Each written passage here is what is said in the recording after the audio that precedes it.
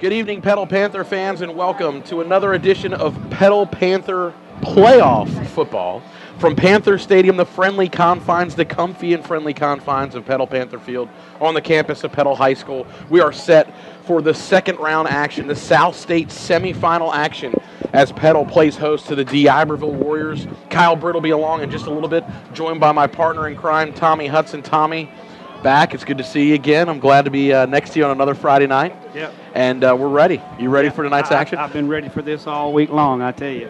It gets more exciting every week, and the more you win, every time you win, you get to play another Friday night. So that's right. That makes it more exciting. But when you get to the playoffs, everybody's going to be at their own their A game. So we've got to continue to play well if we want to continue to advance to course, the ultimate goal is to get to Jackson. Well, they're getting closer. They can almost smell it. In fact, if we have any quiet moments in this game tonight, which I probably won't happen, I imagine this stadium's going to be rocking pretty good. If we have any quiet or downtime, you may be able to hear about 5-6 miles away from here the other South State semifinal game being played at D.I. Patrick across town at Hattiesburg, across Leaf River, as Hattiesburg will play host to Brandon. The winner of that game will play host to the winner of this ball game. So a lot of very interesting things going on, Tommy. We're excited.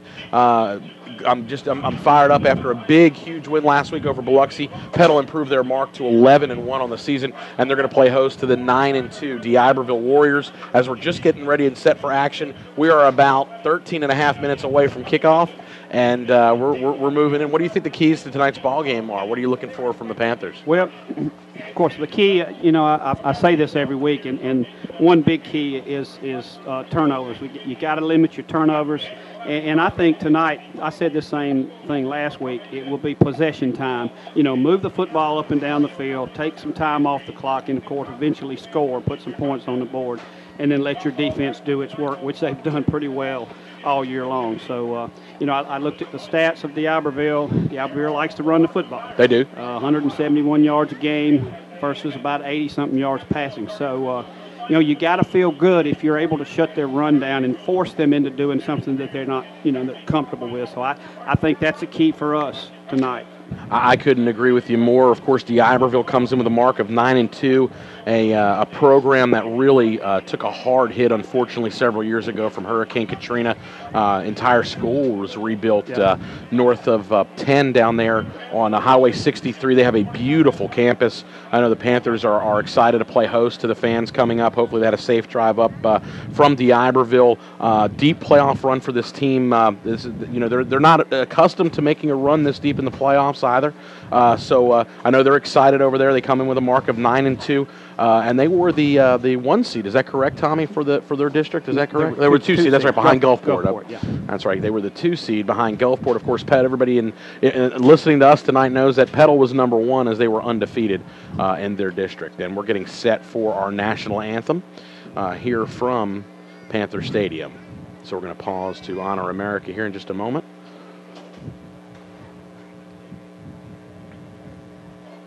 Again, your Panthers with a mark of 11-1, playing host to the D'Iberville Warriors, come in with a mark of 9-2. And Tommy, as we get set quickly, I'm going to just mention as I look at the D'Iberville players as they ran off the field from warm-ups earlier, that reminded me of their uniforms, remind me a little bit of the Warriors from across town. Yes, they do. Same team name, and I'm hoping it's right. not as close of a ball game as we witnessed here several weeks gosh. ago. That's a game for the Panthers that will live in infamy. No doubt. So, again, we're just getting set for our national anthem and our colors as we honor America.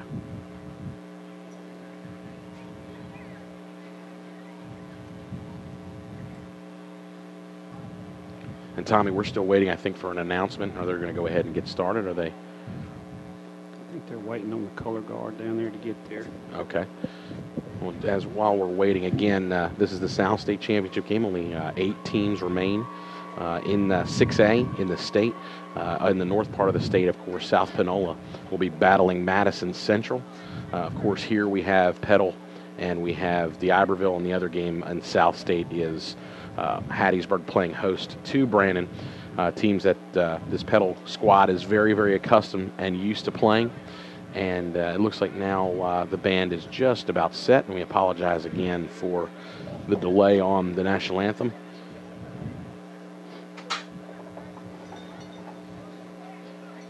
Well, Tommy, are they waiting for you to give them the go-ahead? I can do that. There you go. You can see up here our lights are on the press box. Getting cool out tonight. Yes, it is. So if you're traveling to the stadium, you're making your way here to the friendly confines, make sure you bundle up. And here we go. There's the announcement. As we're going to now pause and honor America. Followed by the national anthem, played by the Petal High School award-winning band.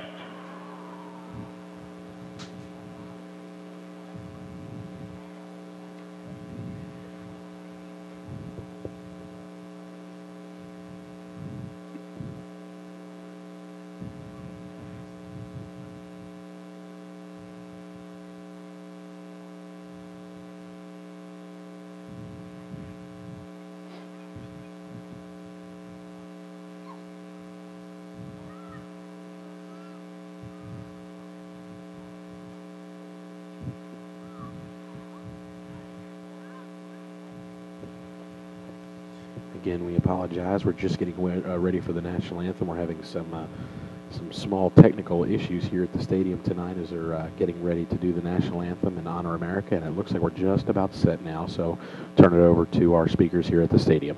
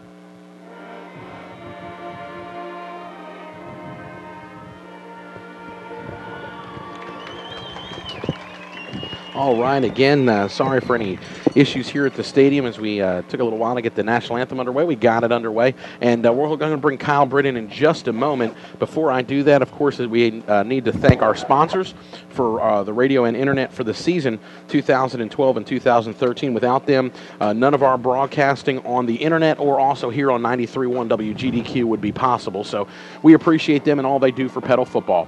Those sponsors are A1 Graphics, Bucco's Cleaners, Coca-Cola of Hattiesburg, Corner Market, ELTM and Enbridge Company, Encore Rehabilitation, Fairley Construction, First Southern Bank, Forest County Board of Supervisors, Fox's Pizza, Grand Bank, Hattiesburg Oral Surgery, who supports our radio broadcast, Hub City Steel, Magnolia State Bank, Marino Eye Care, Paris Jewelers, Petal Harvey Baptist Church, Petal Tire, Southern Bone and Joint Specialists, who are the proud sports medicine physicians for the Panthers, the State Farm Insurance Agency of Petal, which is the Ted Cannon Agency, and our friends over at Richardson Heating and Air. So thanks again to our sponsors. At this time, we're going to go down on the field. Kyle Britt's going to be down there all night to bring us the action. I know he's down there. Kyle, what's the atmosphere down there on the field as Petal looks like they're about ready to take the field? It just seems like it's all business right now as the captains walk out there for the coin toss. Our guys have been a very business type of atmosphere this week at school and practice. I talked to some of the assistant coaches earlier this week, and our guys just plan on doing what we do best, and that's play hard defense, move the ball on offense, and hopefully if we keep from making turnovers, we'll come away with a victory tonight here against a very good, a very big D'Iberville team. I was on the field during warm-ups. There's some really big guys. Their offensive line averages around 285 pounds. So We're going to have some big guys we're going up against tonight, but I think our guys are up for the challenge. Captains for tonight's game for Petal are number 2, Dwayne McIntyre, number 11, Slade Buckley, number 32, Bo Waits, along with number 80, Kyle Reynolds. And to bring back Tommy Hudson back in here for just a moment. Tommy, we can't talk about how big of a game it is. You see the word playoff out there, and you know how big of a game it is. It's win or go home. We had an early struggle last week against Biloxi, but Petal really put that pedal to the metal and played Petal Panther football in the second half. You're getting to that point in the season where we've said this time and time again, you can't suffer through too many mistakes. So We're looking for a good, solid action. And I know you mentioned some keys. Talk a little bit about what do you think is going to be important early on in the game, because that's usually what it seems like when Petal struggles. It's early on in ball games. Yeah. What do you think is going to be important to get off, coming right off the gun or out of the gun, as you will? Well, Corey, I think you've seen this as well as I have. we have an exceptional quarterback in Larson Barkham. I mean, he's coach's dream. He runs the offense well.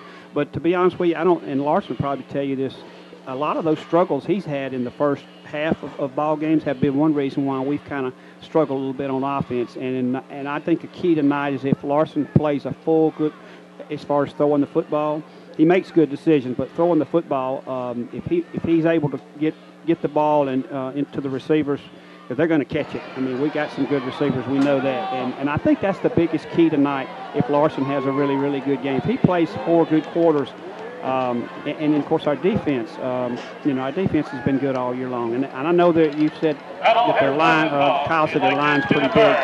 But we have a lot of quickness on our defensive line. I just don't look for that to be a big problem. So, but if Larson has a great game, I think our offense will have a good game tonight. Hey guys, I want to sneak in real quick. Sure. They just had the coin toss, and we won the coin toss and deferred to the second half. We'll be kicking off to D'Iberville to start the ball game. Great, thanks a lot, Kyle. I heard that Petal did win the toss, and they have elected to kick off, play defense, defer, so they'll receive it to start the second half.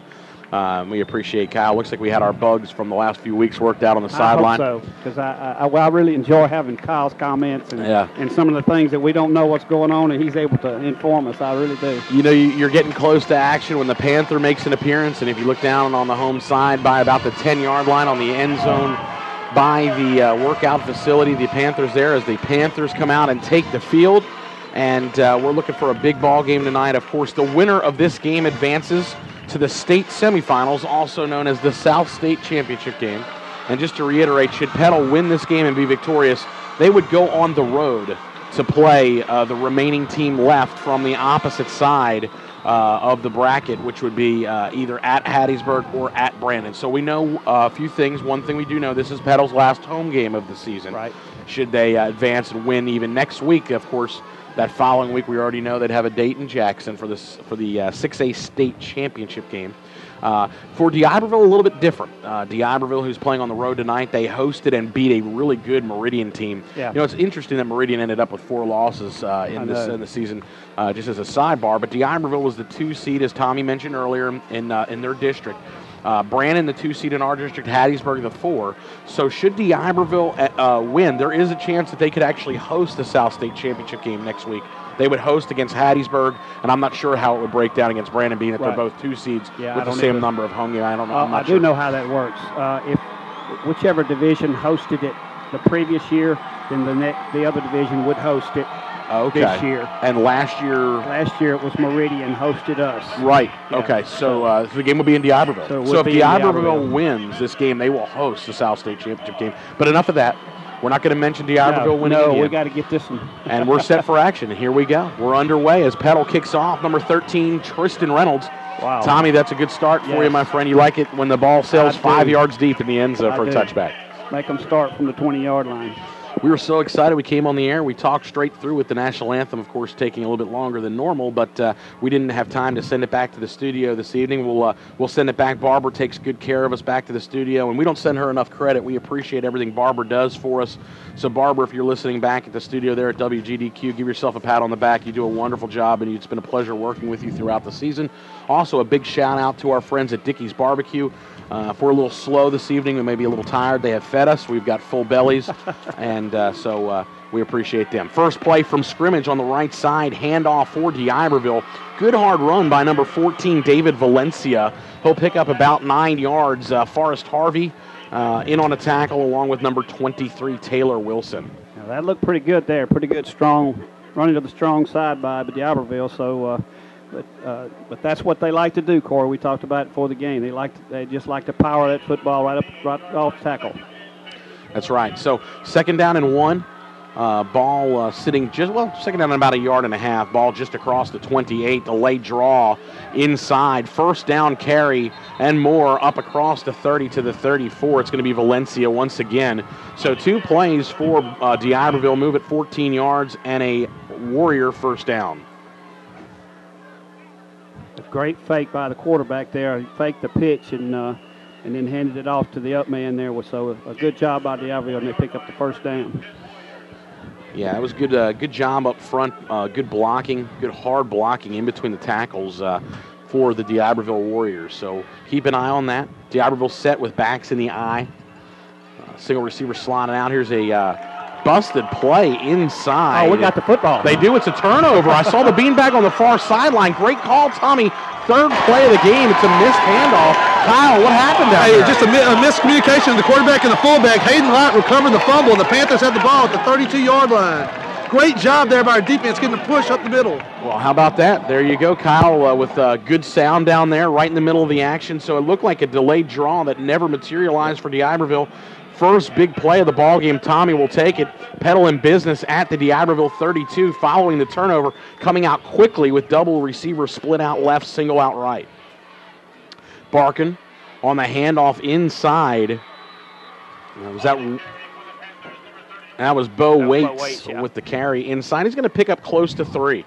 Corey, on that previous play, I did notice that Big Jared Guy got a really good jump off the football. I mean, he was into the backfield immediately, and that's what caused all the trouble and caused the fumble. And if you look back at that set again, of course we don't have instant replay here in the stadium, Tommy, but with that bunch formation, it looked like there wasn't a lot of options but to run the football, and Petal read it beautifully. 2nd and 7, handoff coming near side, Tyus Rain running behind, good blocking, running hard downhill inside the 20.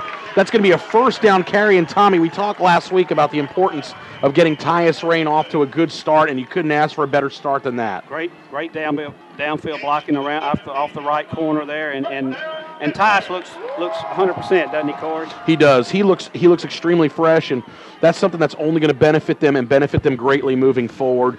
You don't ever want to have any of your star players out, but if there's anything good that can come out of it, Bo Waits filled in beautifully, and he was able to rest. James Millage. And this is that offense that I love when they establish the ground game. It opens up everything so much more for that passing game, and Millage gives them that real power back threat that you've got the speedster, the quick speedster in Waits. Tyus Rain's very quick also, but he's also a little bit tougher of a back. Right. And you get a big bruising back there like James Millage, and it's really a 3-headed monster for the Panthers. I agree. It's been a big plus the last several games. So the carry by Millage down to the 14-yard line is a 4-yard pickup. They're going to go right back and give him the ball behind a huge hole. Wow. Tommy, that's pay dirt. Wow. That is a Petal Panther touchdown, just like that. Millage from 14 yards out scores first, and the Panthers are on the board. I think me or you could have scored through that hole, Corey. That was a You're a little faster than I am, Tommy. I'm not sure, but Kyle, you think you could have scored through that hole? Tell us what happened down there. Well, he's about to come on. We'll send it down after this extra point. Just great job of blocking right there by the offensive line. Javon Patterson, Thad Roberts, just busting up the middle. Great run there as it kicks up, and it is good. Reynolds' kick is up, and it's good. There's 9 minutes and 34 seconds remaining in the first quarter. Petal out to a quick 7-0 lead over D'Iberville. And Tommy, we talk about the importance of getting established first. They were unable to do that last week. Biloxi jumped out quick, exactly 10-0. But this is exactly what Coach Boyles ordered. Kickoff, 3 plays and a turnover for D'Iberville.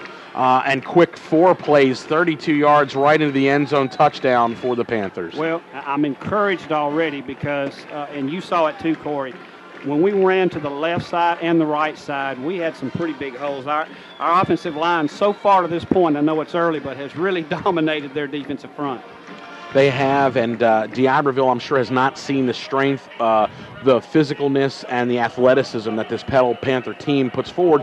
And you guys, Kyle and Tommy, I believe you did too, made a great point, and I see that carrying over this far as Tristan Reynolds kicks off. I'll get back to my long-winded thought in just a moment. The ball's going to go into the end zone for another touchback.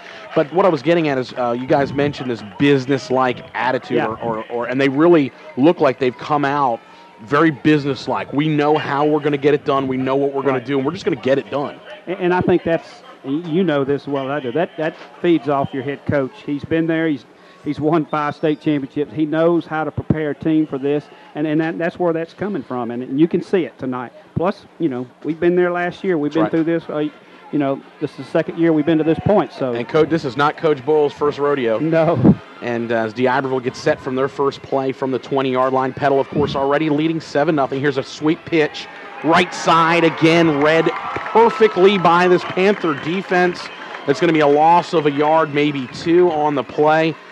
Big number 2, Captain Dwayne McIntyre in on the stick that time for the Panthers. You know, that's another player that's come along the last 4, 5, 6 games is Dwayne. Dwayne's made some big plays for a lot of those ankle tackles that could have gone for bigger yardage. But I tell you what, Corey, just watching right now, if they can't run it up the middle, then they may be in trouble all night long because there was nobody. I mean, we had coverage out to the side that time. They couldn't get anywhere. There was nothing much doing. Here's a handoff again inside. Again, not much doing.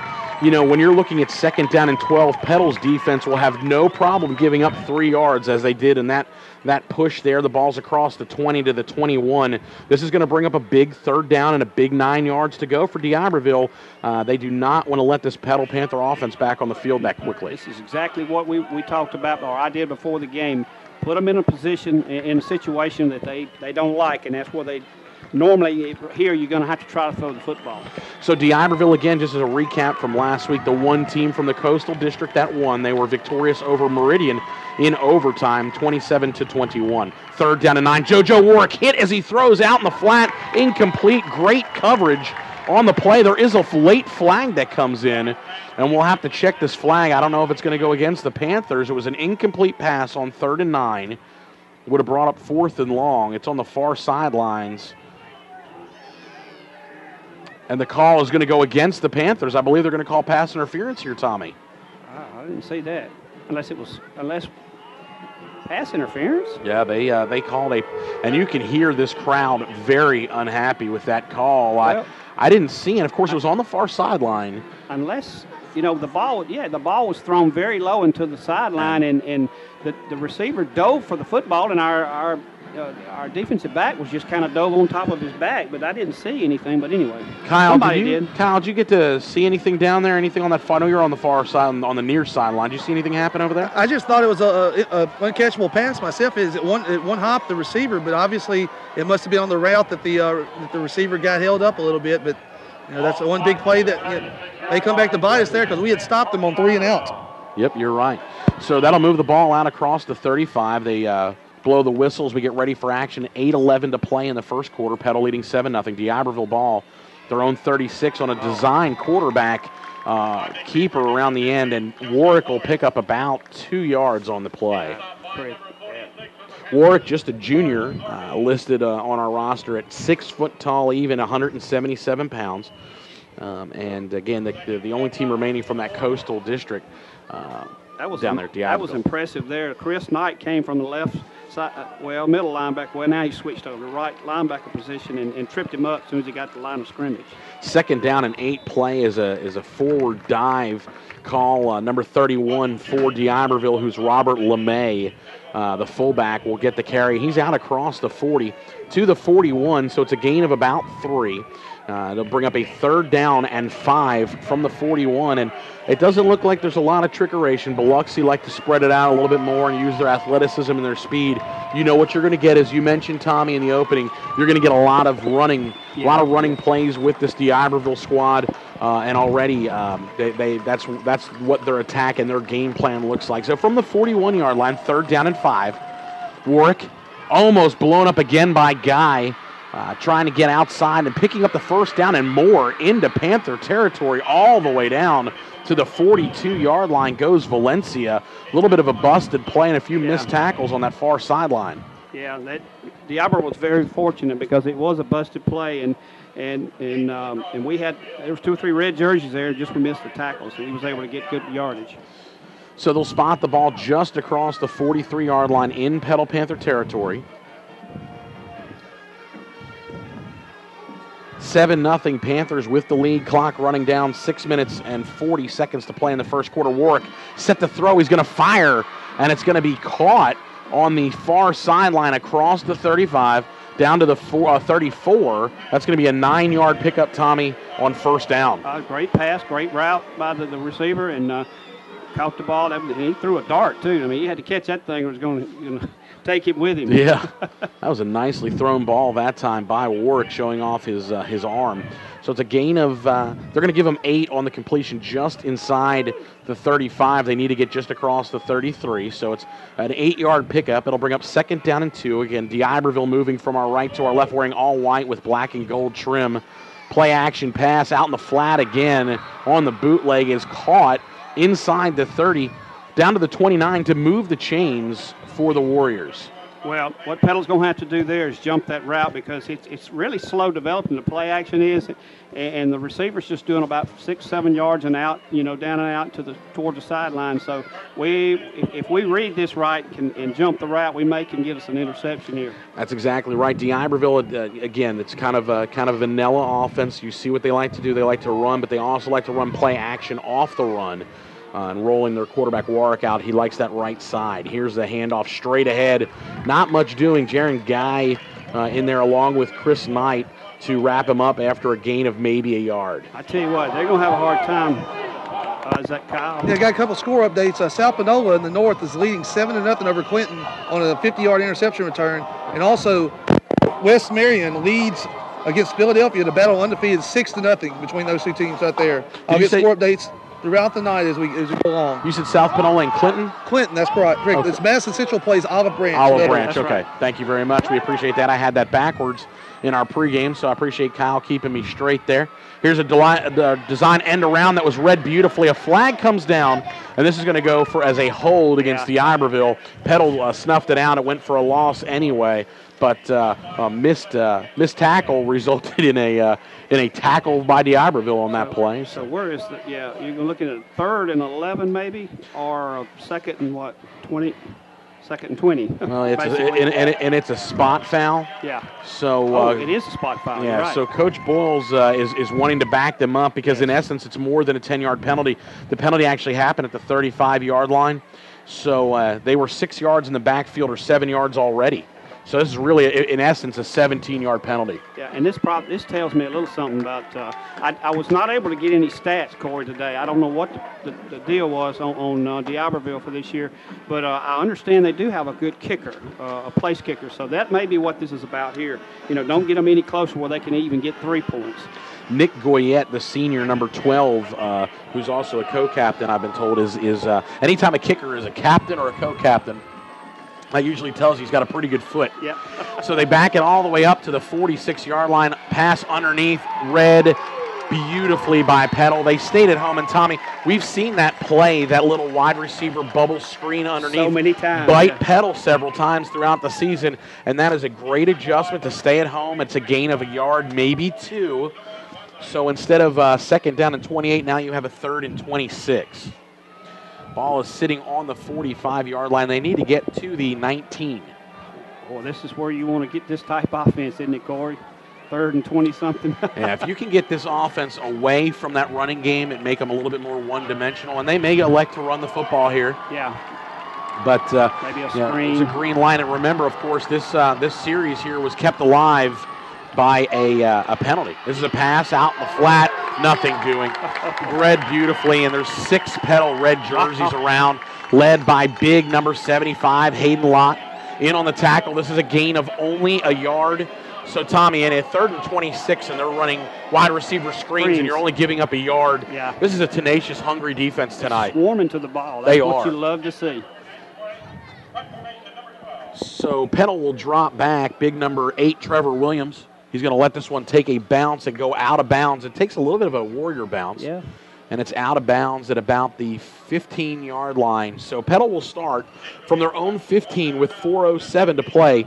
In the first quarter, Petal leading 7-0. Of course, Petal wearing all red jerseys with their white helmets tonight again. And they'll be moving from our left to our right. So, Tommy, a good first 8 minutes of action for this Panthers squad. I want to do a little shout-out to one of my good buddies tonight. Jerry Powell. Jerry's got the flu and couldn't be here. He would be here. I guarantee you he hadn't missed a one. So, Jerry, I'm going to do my best to pull us through tonight, but it's looking good so far. Speedy recovery, man. We hope you get to feeling better. Maybe we'll see you next week. That's right. If you want to travel with the Panthers. That's right. On the road for the South State Championship game. We're getting ahead of ourselves. We got to take care of business here tonight against a hungry D'Iberville team. Handoff inside, Tyus Rain across the 15. He'll push the pile up to about the 18, and it'll be about a 3-yard pickup on first down. And you know what's encouraging about that play? We got 3 yards, but it really developed so slow. You didn't think we would get anything, but our offensive line is just so far to this point has been really getting a good push against D'Iberville's defensive front. They have done a really good job thus far, and it's very encouraging as Petal, we've talked about throughout the season, seems to be a big second-half team as Larson Barker's going to take a shot. Tommy had his target down the sideline streaking. Jesse doesn't drop many like that. No, Jesse doesn't drop that. He put the ball right over his shoulder across the 50-yard line, and Jesse just flat-out dropped it, and he's going to trot back to the huddle, and he'll be the first one. He'll bang on his chest and say, sorry, guys, that was my fault. It'll be a long incompletion and a nice touch on that ball by Larson Barker. That's good to see. Remember, that's what I was talking about. We want Larson to be on. If he's on, I tell you what, it's going to be tough on anybody we play. So the clock stopped with 3 minutes and 31 seconds to play in the first quarter. Petal leading D'Iberville 7-0. Moving from our left to our right, Petal with a 3rd down and 7 from the, they're going to say 3rd and 8 from about the 17-yard line. Barker's in shotgun. He's got a double receiver, split left, single right. Lots of options, lots of time. Pass out in the flat is caught. Breaking tackles across the 25, and that's fighting for first down yardage beautifully on the release out of the backfield. Tyus Rain, and you talked about how fresh he looks. Yes. And Tommy, I mean, that was just all effort, all drive. He caught the ball. He still needed 5 yards to get the first down, and he broke a couple tackles, picked up an extra 7 yards. We talk about run after catch. And right. Yards after catch, that yak stat that we talk about. You like to say that. Yes. So across the 25, the ball's at the 27-yard line. First down for your Panthers. Here's Bo Waits running hard downhill. And Tommy, as he spins across the 30 to about the 31 to pick up 4 yards, Bo's running with a lot of authority. Yes, he is. You know, I was on the field a couple of weeks ago down there and had a chance to stand up by Bo, and I went, man, this is unbelievable. This guy's not very big, but, boy, he's powerful on the football field, no doubt. He is. He gets down there and he hides behind that big offensive line, and he's got a lot of leg drive, and he's got a lot of heart, and that's something that you can't teach and you can't instill in people, and it really gets him going. Here's Millage again, driving that pile forward. They're going to spot him up to about the 34-yard line. He'll be about 3 yards shy of the first down. It's going to bring up 3rd down and 3 from about the 34-yard line. That was a little bit better reaction by the front four there of D'Iberville, which was able to keep Millage from getting upfield anymore. So a big play for this D'Iberville defense as we approach the 2-minute mark remaining in the first quarter. Petal leading 7-0. And, Tommy, you got to love to see the hard count by Larson Barker as Tyus Rain will pat him on the helmet. There's the old bark and 5 yards. Hey, guys, just perfect call right there. We're going to do that whenever we got 3rd and less than 5. And I got a couple scores from updates. Whitman with an early 3-0 lead over Forest County AHS. Also, a little surpriser, Pascagoula up 7-0 against the against Picayune. Also, Madison Central leads Olive Branch 3-0 in 6A North action. All right, we appreciate that, Kyle. Keep us informed, keep us up to date throughout the evening. A lot of good action. That Forest County Equipment game is going to be something really, really interesting and special to watch in 4A. So from the 38, first down for the Panthers. Here's Tyus Rain, full head of steam, and Tommy, he was not far from breaking that one. He was pulled down pretty hard. Yeah, Tyler Evans, number 22. If he gets by him, he's got some more running room down that right sideline. And that happened kind of right out in front of us as he came across the 45 up to the 46. It's an 8-yard gain, and he was tackled. I don't know if you saw that, but he got an ankle rolled up pretty badly, it looked like, from here. And he's in some pain. He's heading towards the bench on the side. He just took his helmet off. So we wish Tyus well. Hopefully it's nothing more than just a mild high ankle sprain or low ankle sprain, rather. Here's Waits putting his head down like we just talked about, Tommy, trying to drive for extra yardage. Yeah, they're going to spot him just shy. Yeah. Looks like he's going to be about a yard shy of the first down, so it'll set up 3rd down and 1. Petal from about their own 47. Moving from our left to our right, we're under a minute to play in the first quarter. Petal leading 7-0. And, Tommy, I'm looking around in the stadium. It looks like we have a little bit more of a crowd than we had last night. Lower in the lower section, still some seats here higher up towards the press box. Millage, downhill running in hard. And I'll tell you, anytime you get in a 3rd and 1 or 3rd and 2. He's my man. Yeah, he is a man amongst boys. You give him the ball and let him run downhill carrying that football, and it's going to be really hard to stop him. And he just proved that there as he picks up 6 yards. And, Tommy, what's encouraging even more about that is D'Iberville had 9 players in the box defensively, and Millage was still able to run for about 6 yards and pick up the first down. So just to spot it again, Petal will have to snap it one more time in the quarter as the play clock's under 10, but we have about 15 on the game clock. Petal scored on their first possession. This is just their second possession. It's 7-0 Panthers with a first down from the D'Iberville 46. Pass underneath is caught. Breaking tackles. Jesse Jackson's going to go down the sideline behind a block. And they're going to rule. Is there a flag down? No, it's just. No, he's in. I just saw number 80, Kyle Reynolds, real excited on the sideline. What a block, and that's why he was excited. Hey, Kyle Reynolds laid the block of the game right there. He got his man 25 yards downfield, locked him up, and Jesse sprang for a 47-yard touchdown. Actually, faked that 44-yard touchdown right there. Great catch and run by Jesse Jackson. That's what you call a decleater. If they had that camera on the sideline, I saw Kyle Reynolds really fired up, and I thought maybe they threw a flag at his feet, or maybe Jesse had just stepped out of bounds. But what a great block! As our clock is at all zeros, the extra point is up, and it's good. You're listening to Petal Panther football. Our score at the end of the first quarter: the Panthers leading 14-0. Again, you're listening to Petal Panther football on 93.1 WGDQ. We'll be back with the second quarter right after these words.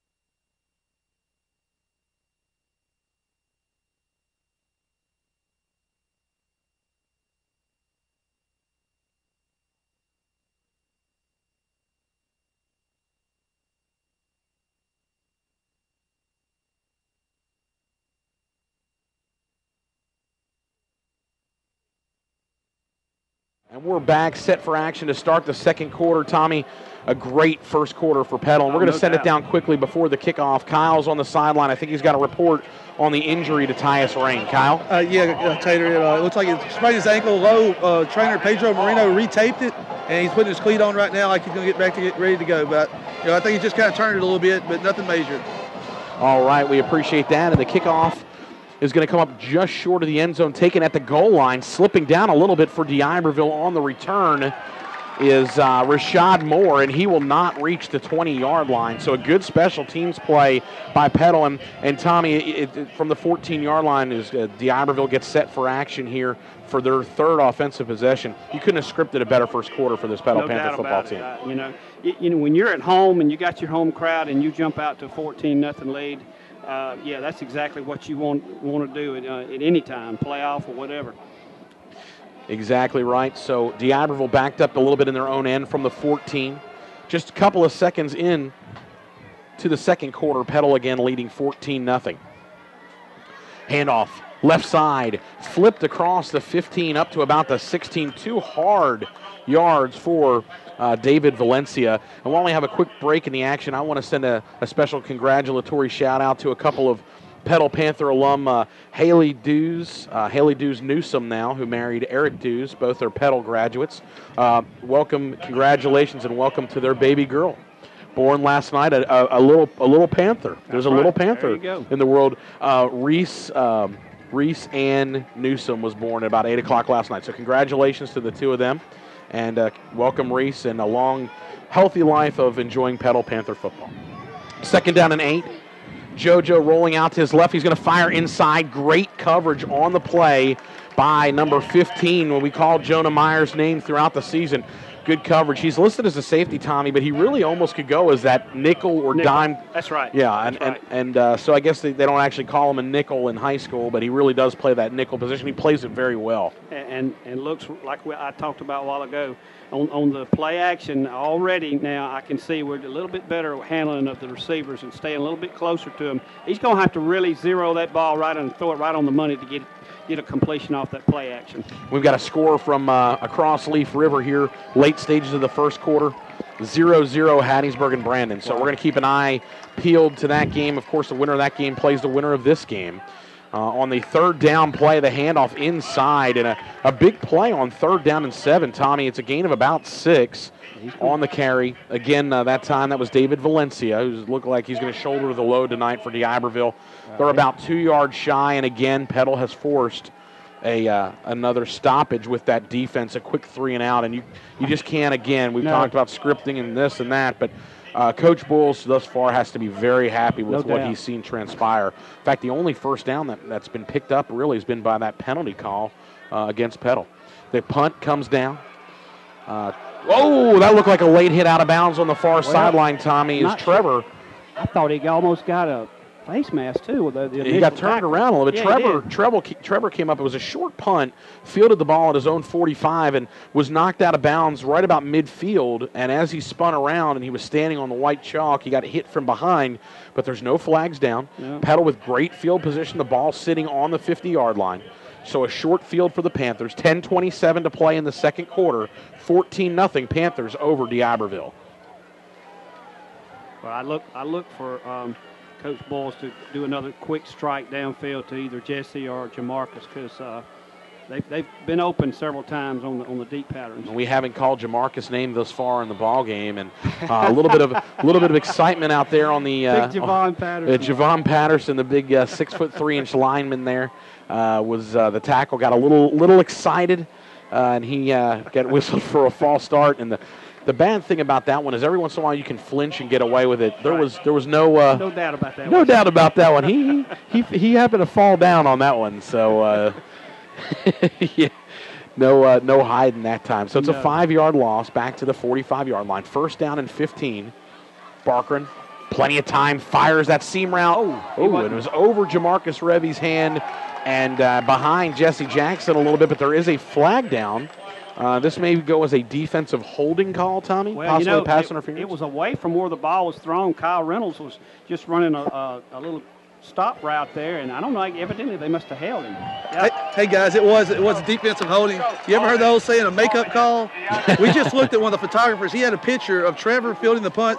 The D'Iberville player had a full grasp of his face mask. Nothing was called. Now, I'm not going to say it's a makeup call, but I'll take it right there. I think you're right, Kyle. I think it's a makeup And that's some good sideline reporting, Kyle. We appreciate it. Man. So after that, that'll move the ball all the way down to the D'Iberville 45. And it's still 1st down following the penalty, but instead of 1st and 15, now you've got 1st and 5. So Petal in business with, again, great field position, already leading 14-0. Barkran's in shotgun. He's got Bo Waite split to his right. He's got double receivers outright, and Jesse split out left. Handoff inside to Waits. He's going to kind of slip through that little crease. He'll pick up about there, didn't he? Sure did. He got about 3 yards on 1st and 5. So he's going to set up 2nd and about 2.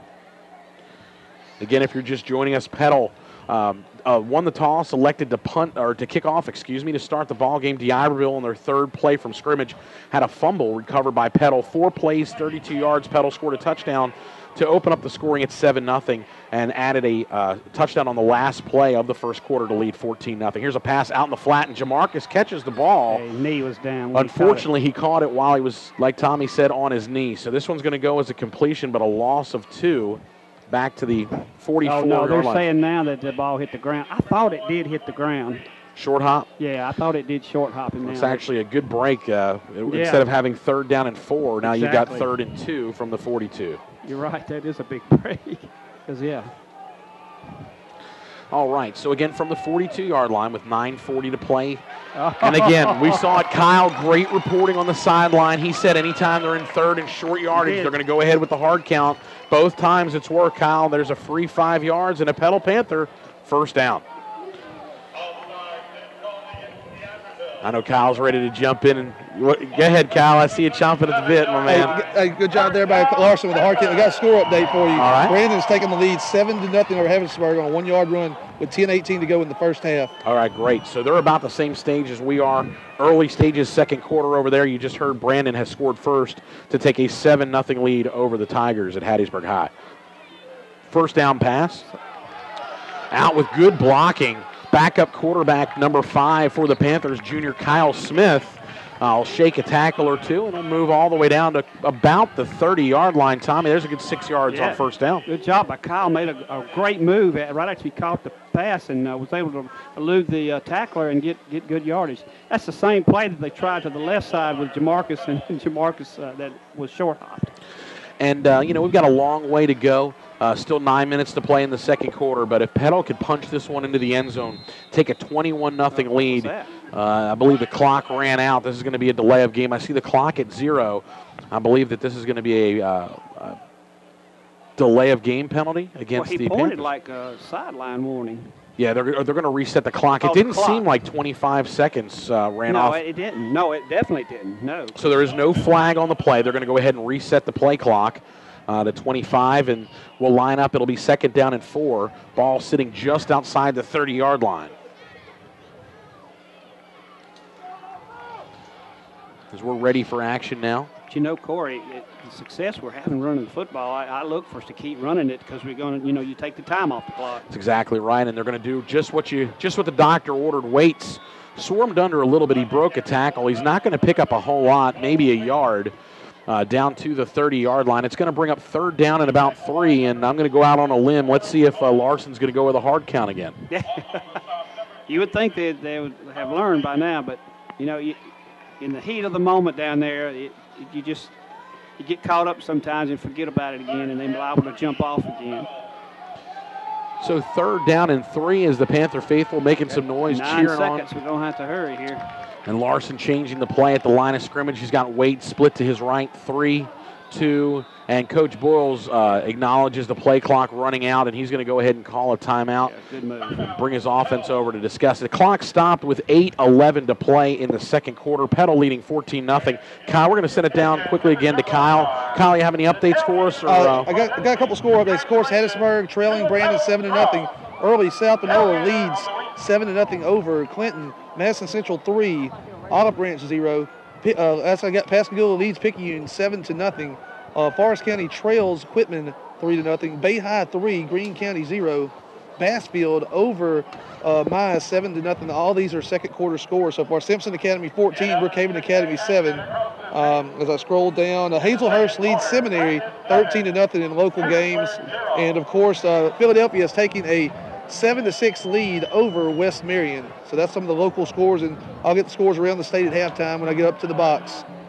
All right, well, we appreciate that, Kyle. Thank you very much for that. As we're getting ready for action coming out of the timeout. So, again, Brandon leading Hattiesburg 7-0. All eyes over there at D.I. Patrick Stadium on the campus of Hattiesburg High School. Again, the winner of that game will take on the winner of this Petal D'Iberville game in the South State Championship game. So one of those 4 teams, Tommy, are going to represent South State in the 6A Championship game 2 weeks from tonight. 2 weeks from tonight. Yeah, I know it. It's 7 o'clock in Jackson.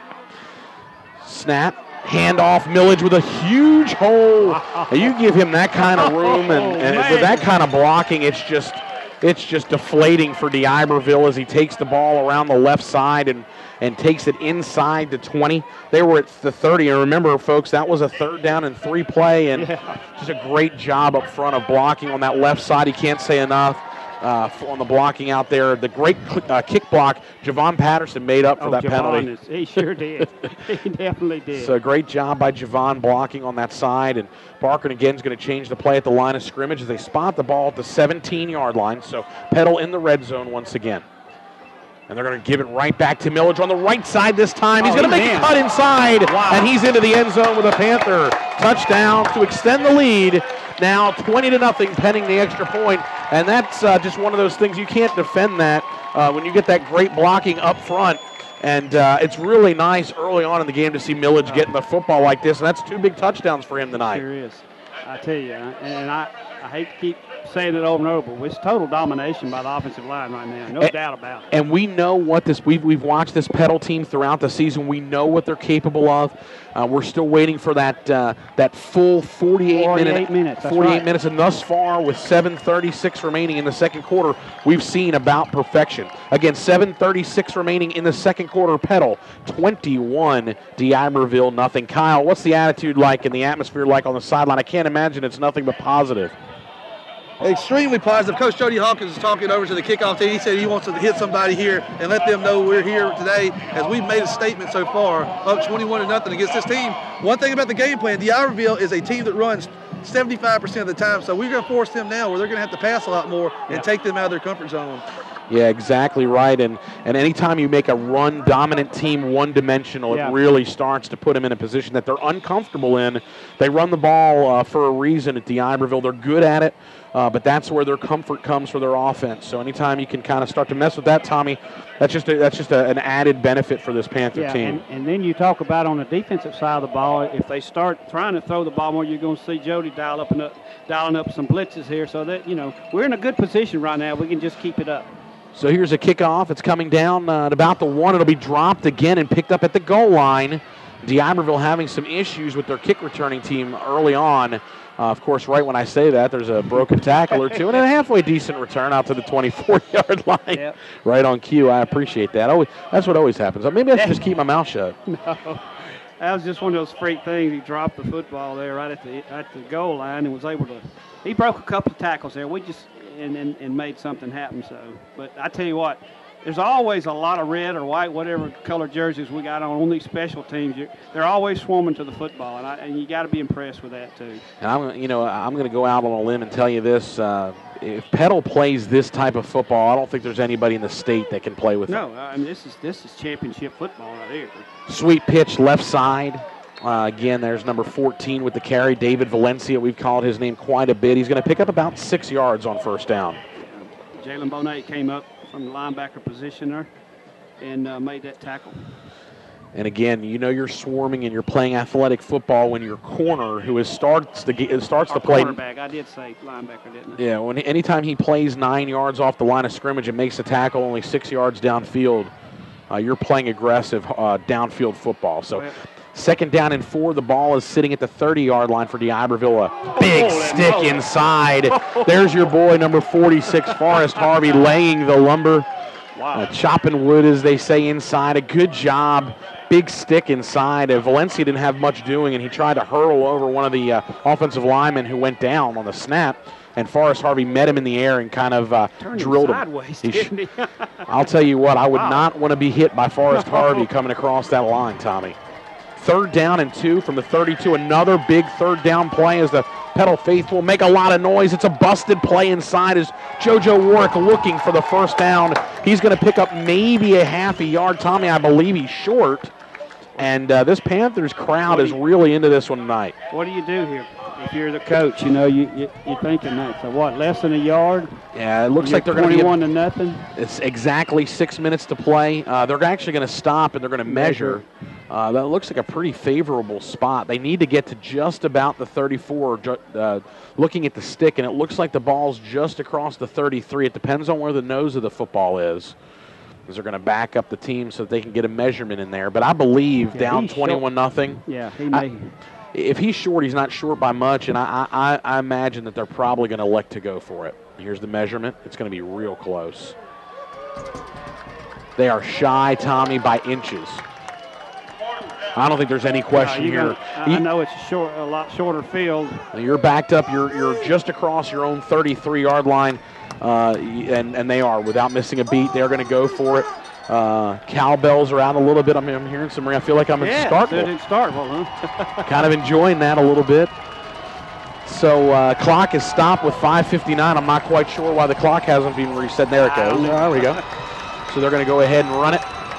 4th down and inches, and it looks like JoJo Warwick will have it without any problem as he lunges across the top of the pile, and he'll be up to their own 35-yard line. But, Tommy, you're up 21-0 and 4th and short in your own end. And you're celebrating picking up first downs. D'Iberville really's got to focus and hunker down here, and they're going to need some points before the end of this half. Yeah. And again, like Kyle said, we forced them. They're going to, there's 5:38. They're going to be lucky to have enough time to drive down from here and score, so they're going to have to throw the football. They're not a quick strike offense. Here's a sweep toss coming near side.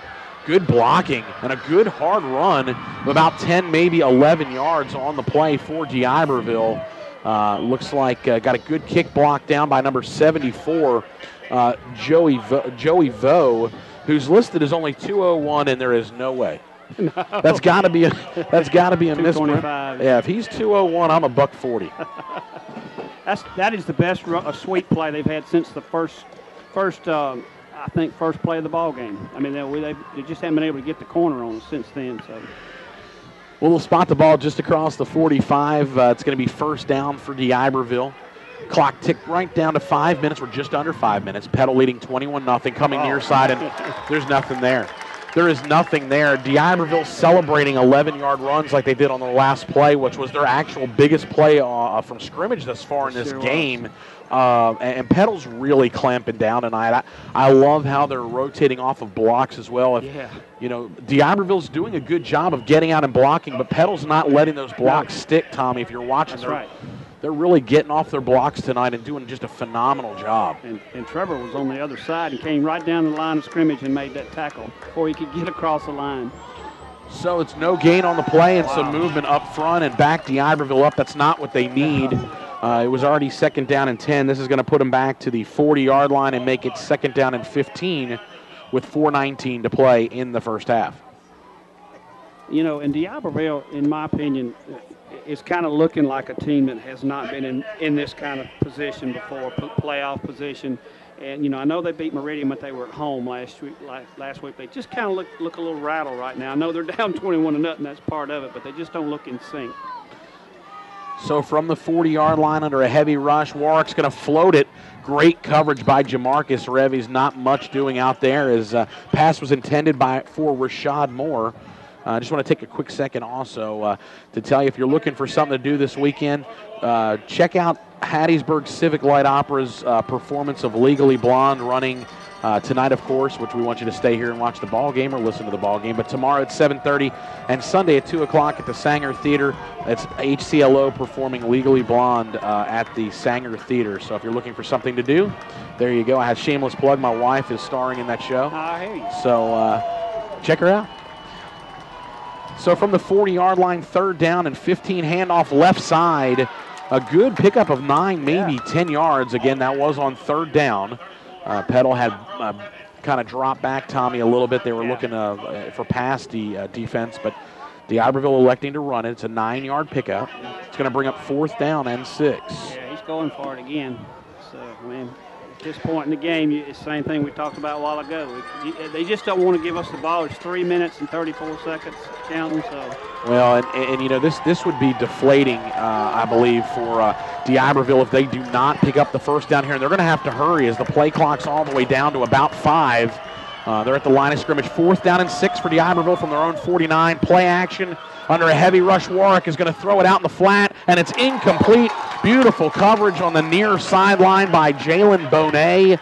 Once again, it's a turnover on downs, Tommy, and D'Iberville really struggling just to get across the 50-yard line. And with 3 minutes and 13 seconds to go and 2 timeouts, Petal's going to take over with fantastic field position at the 49 of D'Iberville. Kyle, tell us what that defense is like. I know those coaches are pretty fired up on the sideline for the Panthers. Corey, just a great job of coverage right there. Trevor Williams came with the pressure, and Jalen Bonet was all over the intended receiver, number 21.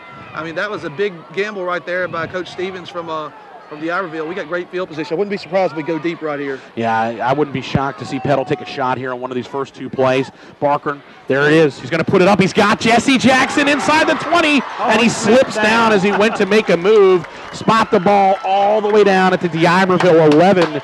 Move the chains. That's a 38-yard pitch and catch. Corey, remember what I talked about before the game about Larson? Oh, yeah. He's on, bro. Oh, yeah, he is. He is on. he is. I'm trying to think. I know I can think of one incompletion, and that was the drop by Jesse. We'll have to get the official stats.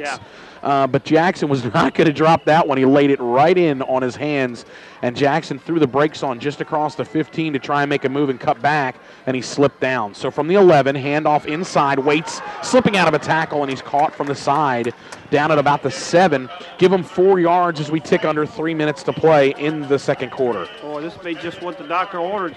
You can score and bring that clock down to about, less than 2 minutes?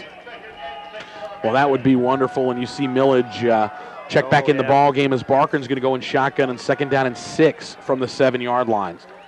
And they're going to give it to him straight up the gut. inside the 5, spot the ball down at the 4. So it's going to be a pickup of 3. It'll bring up a 3rd down and about 3 from just inside the 5-yard line as we're down to 2 minutes and 23 seconds to play in the first half.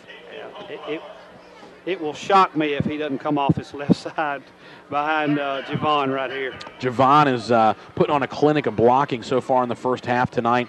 And then we saw Barkin try and get that hard count, and it didn't work, so they're going to call a quick timeout, their second timeout of the first half. And the ball is actually sitting on the 5-yard line, so when we come back after the timeout, it'll be 3rd down and 4, and D'Iberville has got to have a stop here, Tommy. No doubt. I mean, 28-0, and you're a run-oriented offense. That's a hole you don't want to be in, no doubt about it. I bet you Mr. Britt's got some score updates for us. I do got some. Madison Central's jumped to a 10-0 lead over Olive Branch. Wow. Madison Central team that we played early this year. Bogachita beating Petal HS 7-6. Hattiesburg still trailing 7-0 to Brandon. Forest County trailing against Quitman. Quitman leads 10-0. Also, Bay High leads Greene County 10-0. Philadelphia 9, and West Marion 6. Of course, Petal 21-0 over D'Iberville, looking to add on to that. And Wayne County has just now scored to take a 6-0 lead over Pearl River Central.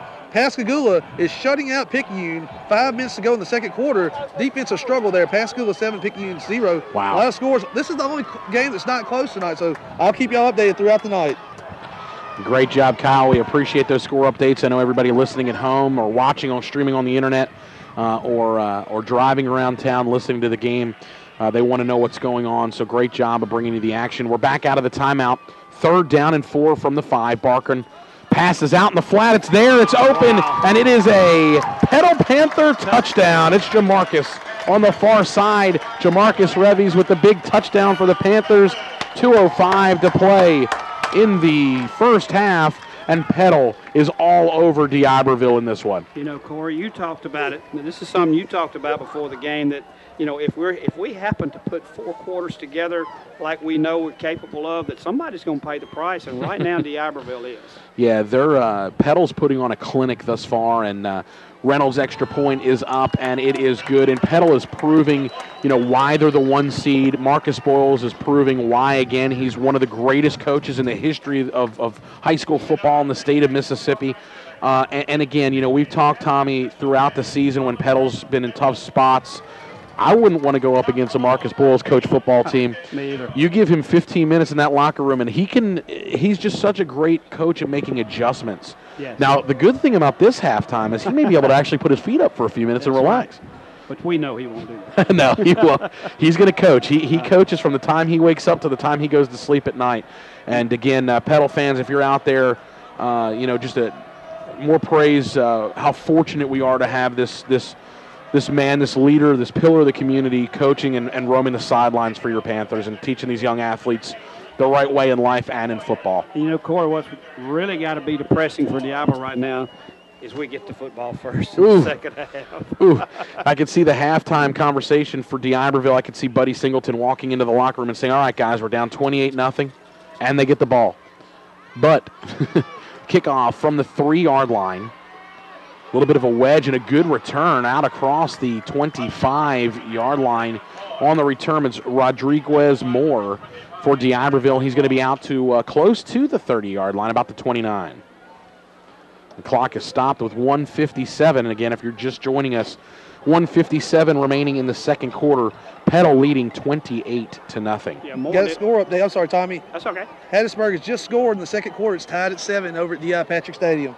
Wow, so Hattiesburg has tied that game at 7, and I expect a fairly low-scoring prize fighter type game over there between those two teams. Hattiesburg really can ramp up the defense, and they have of late, so it's going to be interesting to see. Straight ahead on the play, spinning forward across the 30 up to about the 34, gain of about 5 on first down for D'Iberville. Yeah, he had some good yards. It looked like he had a good hole, and Trevor, again, slides down that line of scrimmage and gets an ankle tackle, keeps him from getting good yardage. Well, Trevor's had a hell of a game so far. You know, he's really good. Did a good job of sideline to sideline making good tackles. And we talked about it. They have that extra jump tonight. It's business as usual. JoJo Warwick is going to throw the ball, and it's nearly intercepted. The receiver for DeIberville release, number 7, Rashad Moore, had him open, but that again shows what pressure can do. As JoJo Warwick had to throw that ball off his back foot, and it was nearly intercepted. Jonah Myers had a shot at it. It's an incomplete pass, and Tommy, here we go again. The ball's at the 34-yard line. It's 3rd down and 5 from the 34. There's 1 minute and 20 seconds to go, but it's 3rd and 5. So from the 34-yard line, JoJo Warwick is in shotgun. Under a heavy rush, fires, and it's going to be intercepted this time. Picked off by Jonah Myers. Looking for running room, and he fumbles the football, and DeIberville's got it. Oh, my goodness. So all this is going to go as a 7-yard moving of our 8-yard gain for DeIberville, if you want to look at it that way, and it will be DeIberville football with a 1st down. Jonah Myers on the interception. Wow.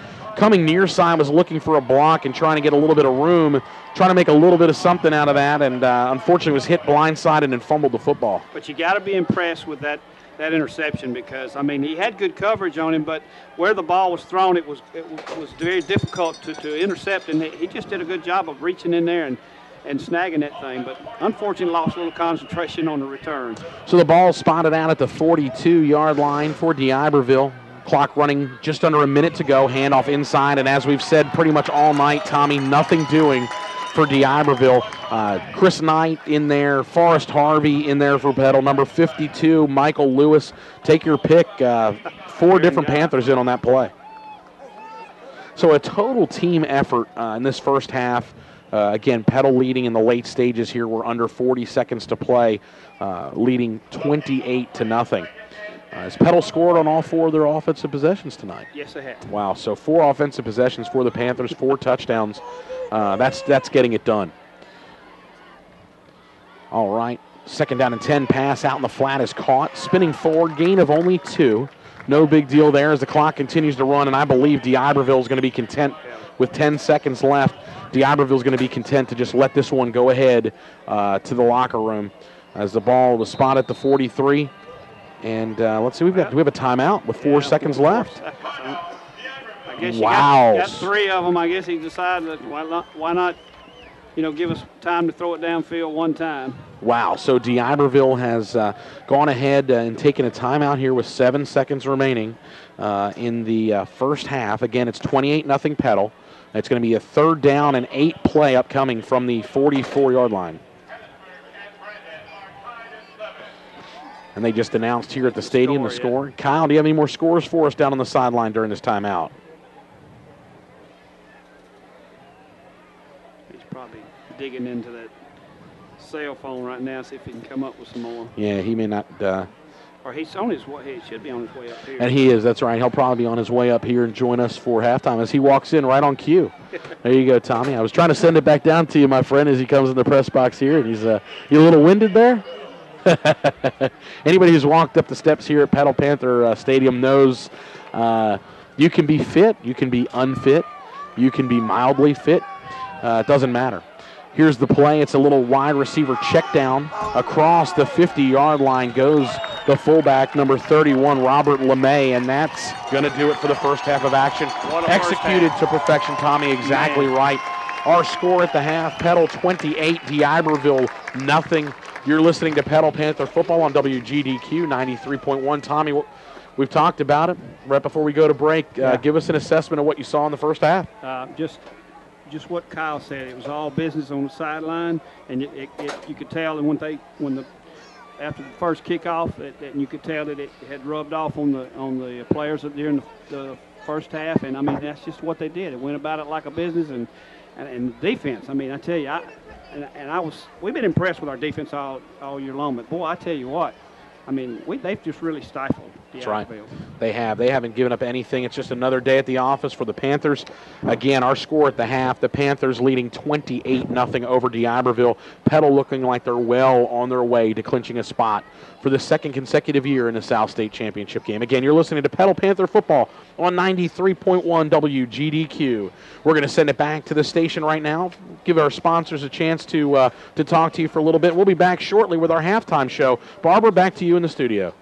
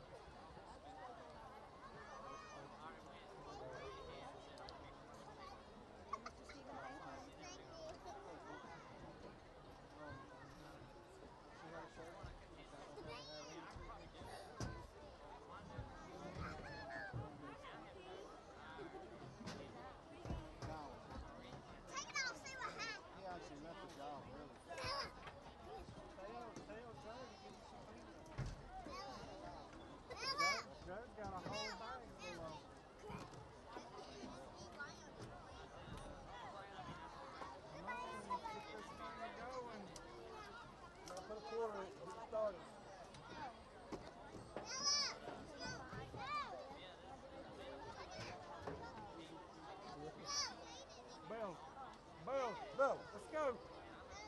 Come on. Bella. Who said Bella? Sister, let's go.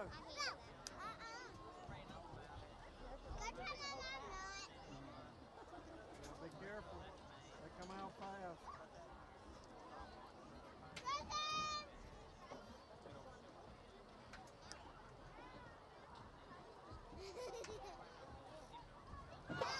Bella.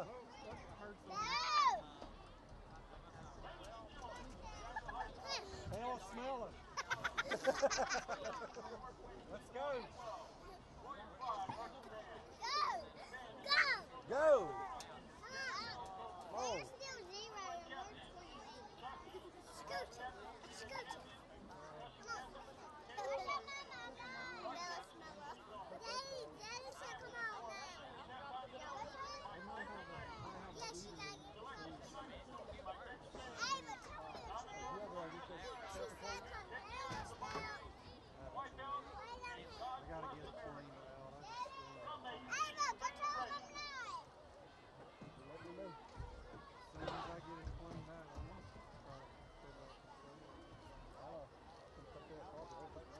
You know John Davis?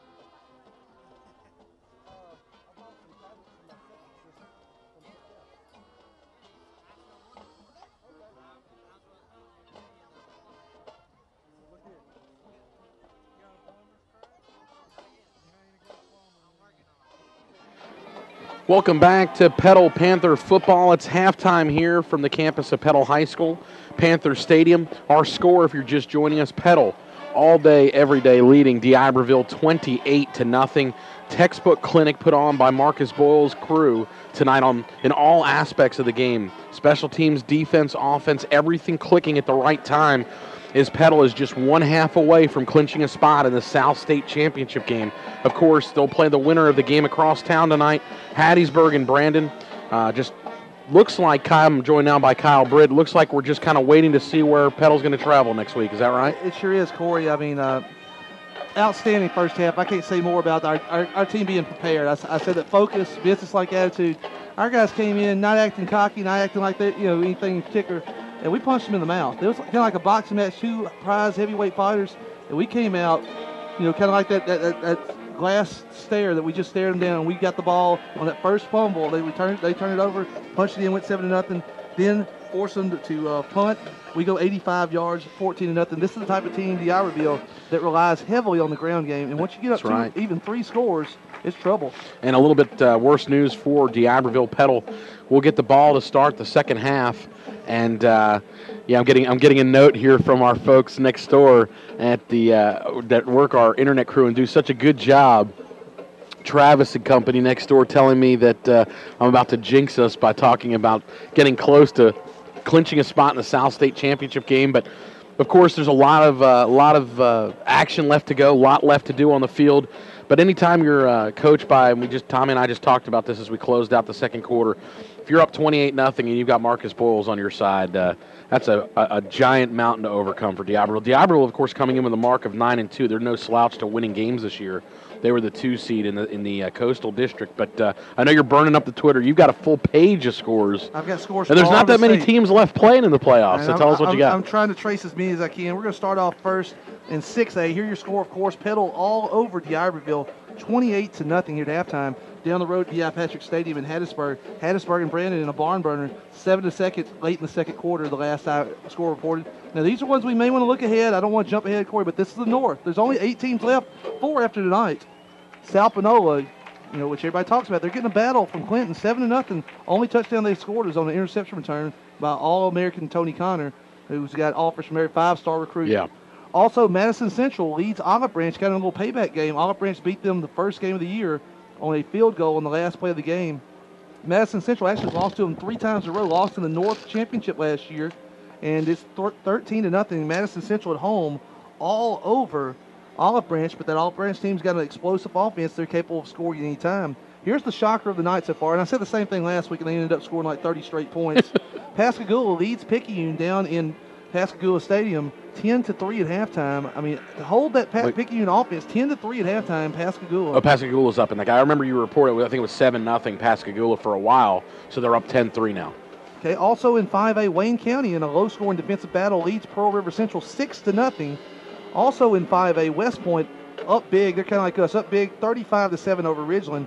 And Oxford and Starkville, kind of odd little matchup there where Mississippi State and Ole Miss are. Oxford and Starkville 0-0 at halftime. There you go. And, just a defensive struggle right there.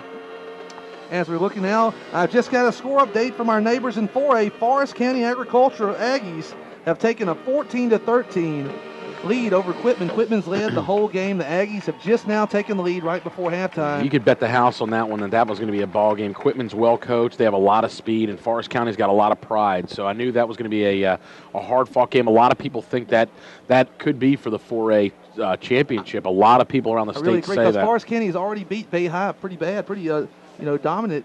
Bay High leads Greene County 10-7 in the other South 4A action.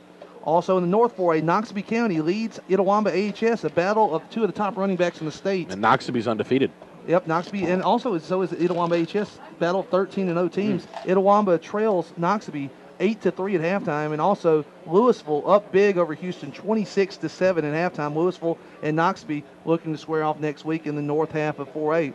Also in 3A South, we've got Philadelphia leading 9-6 against West Marion in a battle of undefeateds right there over in Foxworth. And Hazelhurst, defending South 3A champs, they're leading Seminary 21-6 at halftime. Okay, and here's the score of the night right here, Corey. You probably don't know, probably never heard of this school before, but Mahalia leading Cleveland Eastside, get the score, 5-0 in halftime. Wow. It's a heck of a pitching job. Yeah, I was going to say their bullpen needs to hold on in that one. They had a 3-run double in the bottom of the fourth.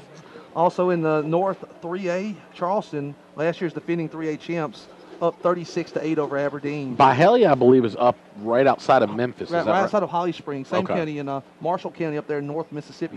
Funny story, Byhalia did not even have a football program until probably about 8 or 9 years ago, and they started back football. They didn't have it at all, and obviously the coach there is doing a heck of a job, and Byhalia one half away from making it to the North Championship in 3A. Other scores in 2A, Bassfield leading Mize 14-0. I've gone out on a limb and said that they can just go ahead and shut down the 2A playoffs, although I would like to see next week's possible matchup with Taylorsville. That would be a great game. Bassfield is the real deal. And speaking about Taylorsville leads East Marion 21-6 at halftime. And then you have in North 2A, Eupora leads 14-7 over Calhoun City.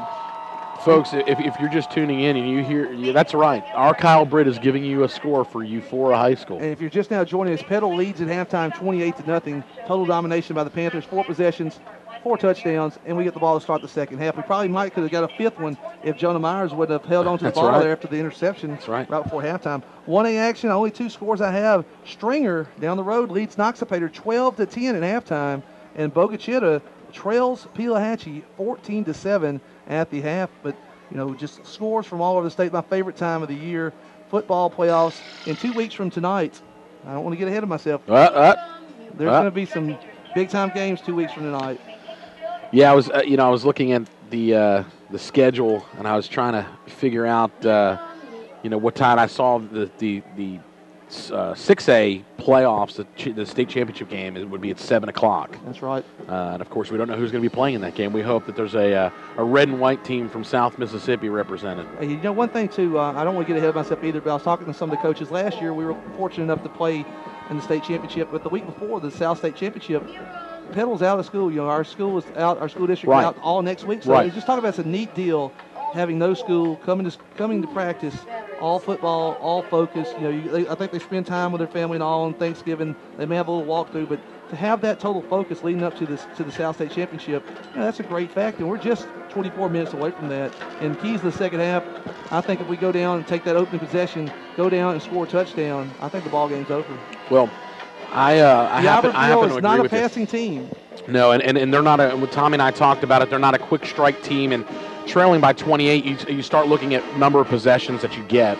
And for a team that runs the football and it takes them time to score, you start looking at that clock, and 24 minutes really is not a lot when you're trailing 28-0. If we're playing against the Oak Grove or Brandon, who both have excellent quarterbacks and spread offense, able to move the ball, you never know. That lead's not as safe. But That's right now, we saw right before halftime, D'Iberville did not show any type of urgency to try to put a quick score on the board before halftime.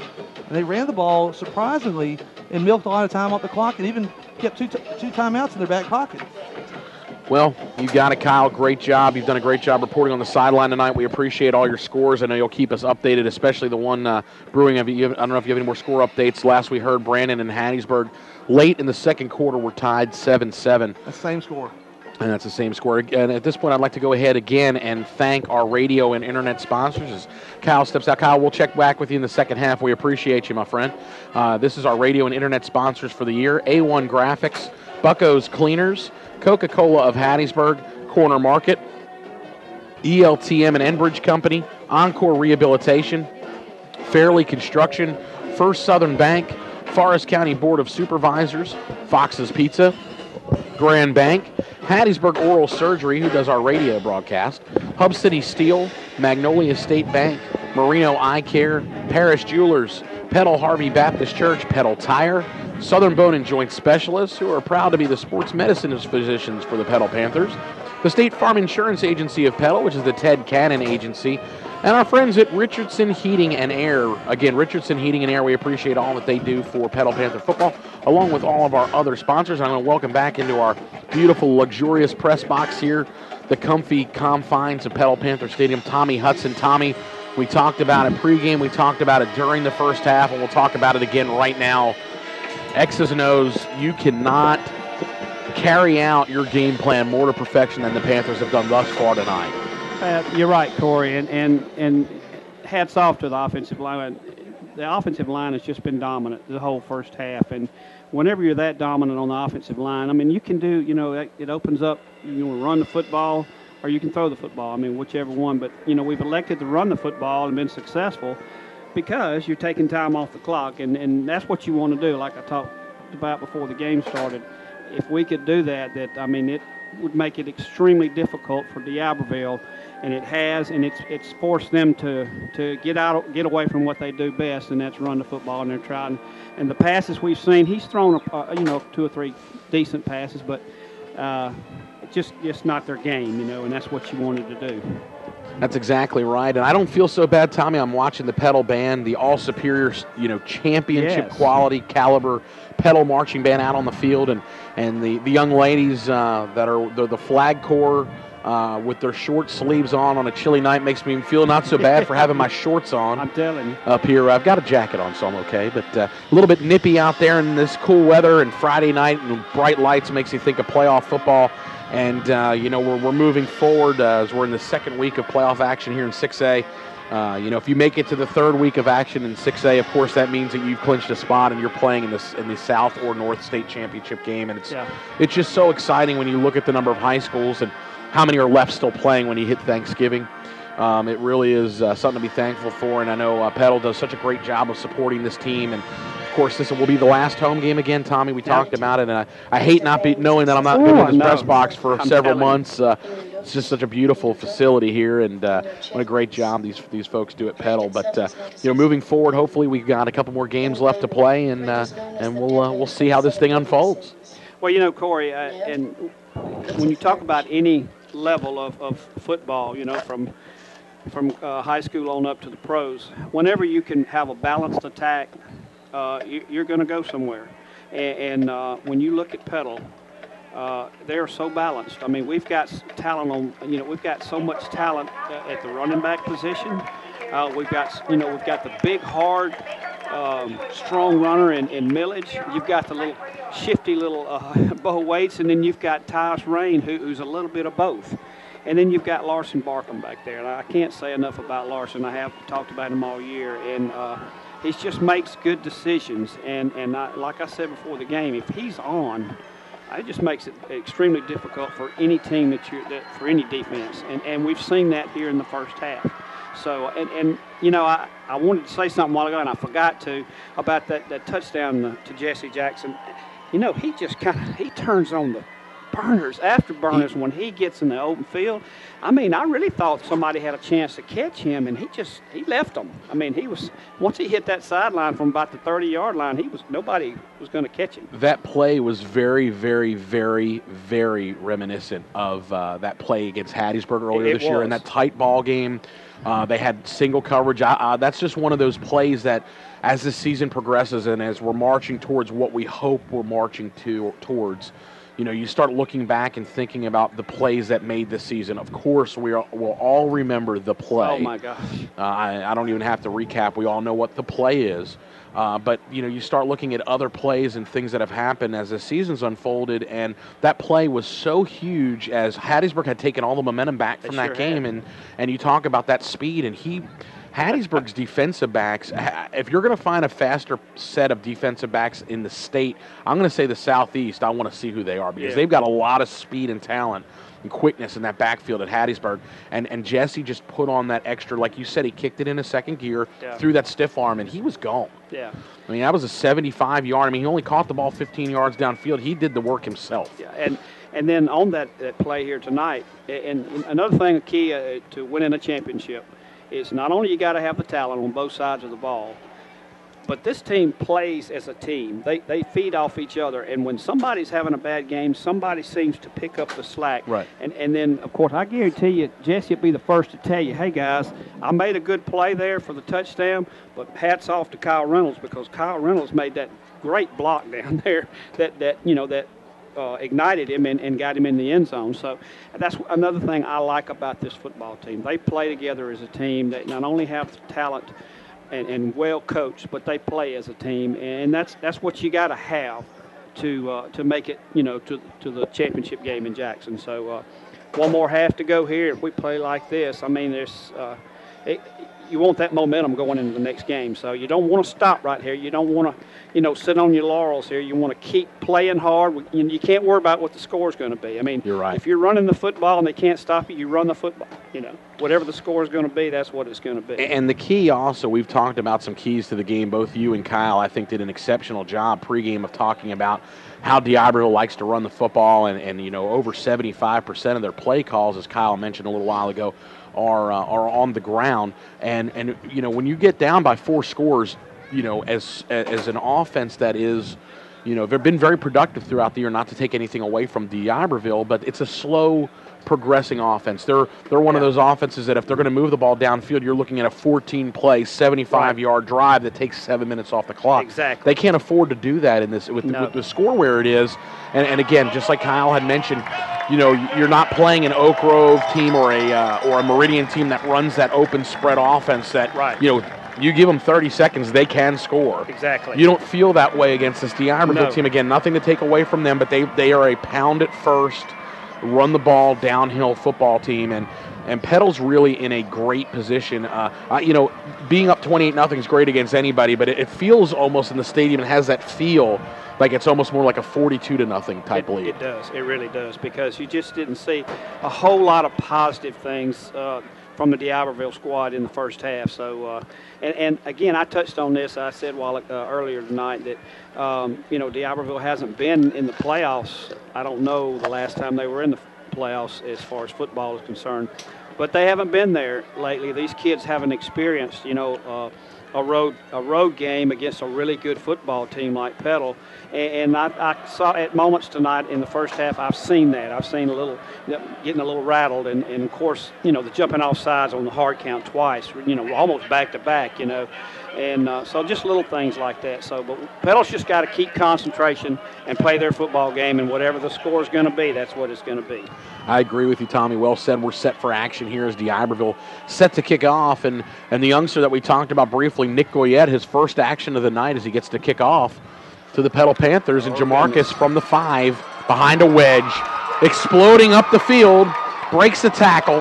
He's across the 40, and Petal will start with good field position from about their own 45-yard line. Well, that looked good from the beginning. That wall set up, and you had Jamarcus with a good full head of speed, but somebody was able to reach in there and grab him. Tommy, and we talk about athleticism and speed throughout the season, and Petal's loaded with it.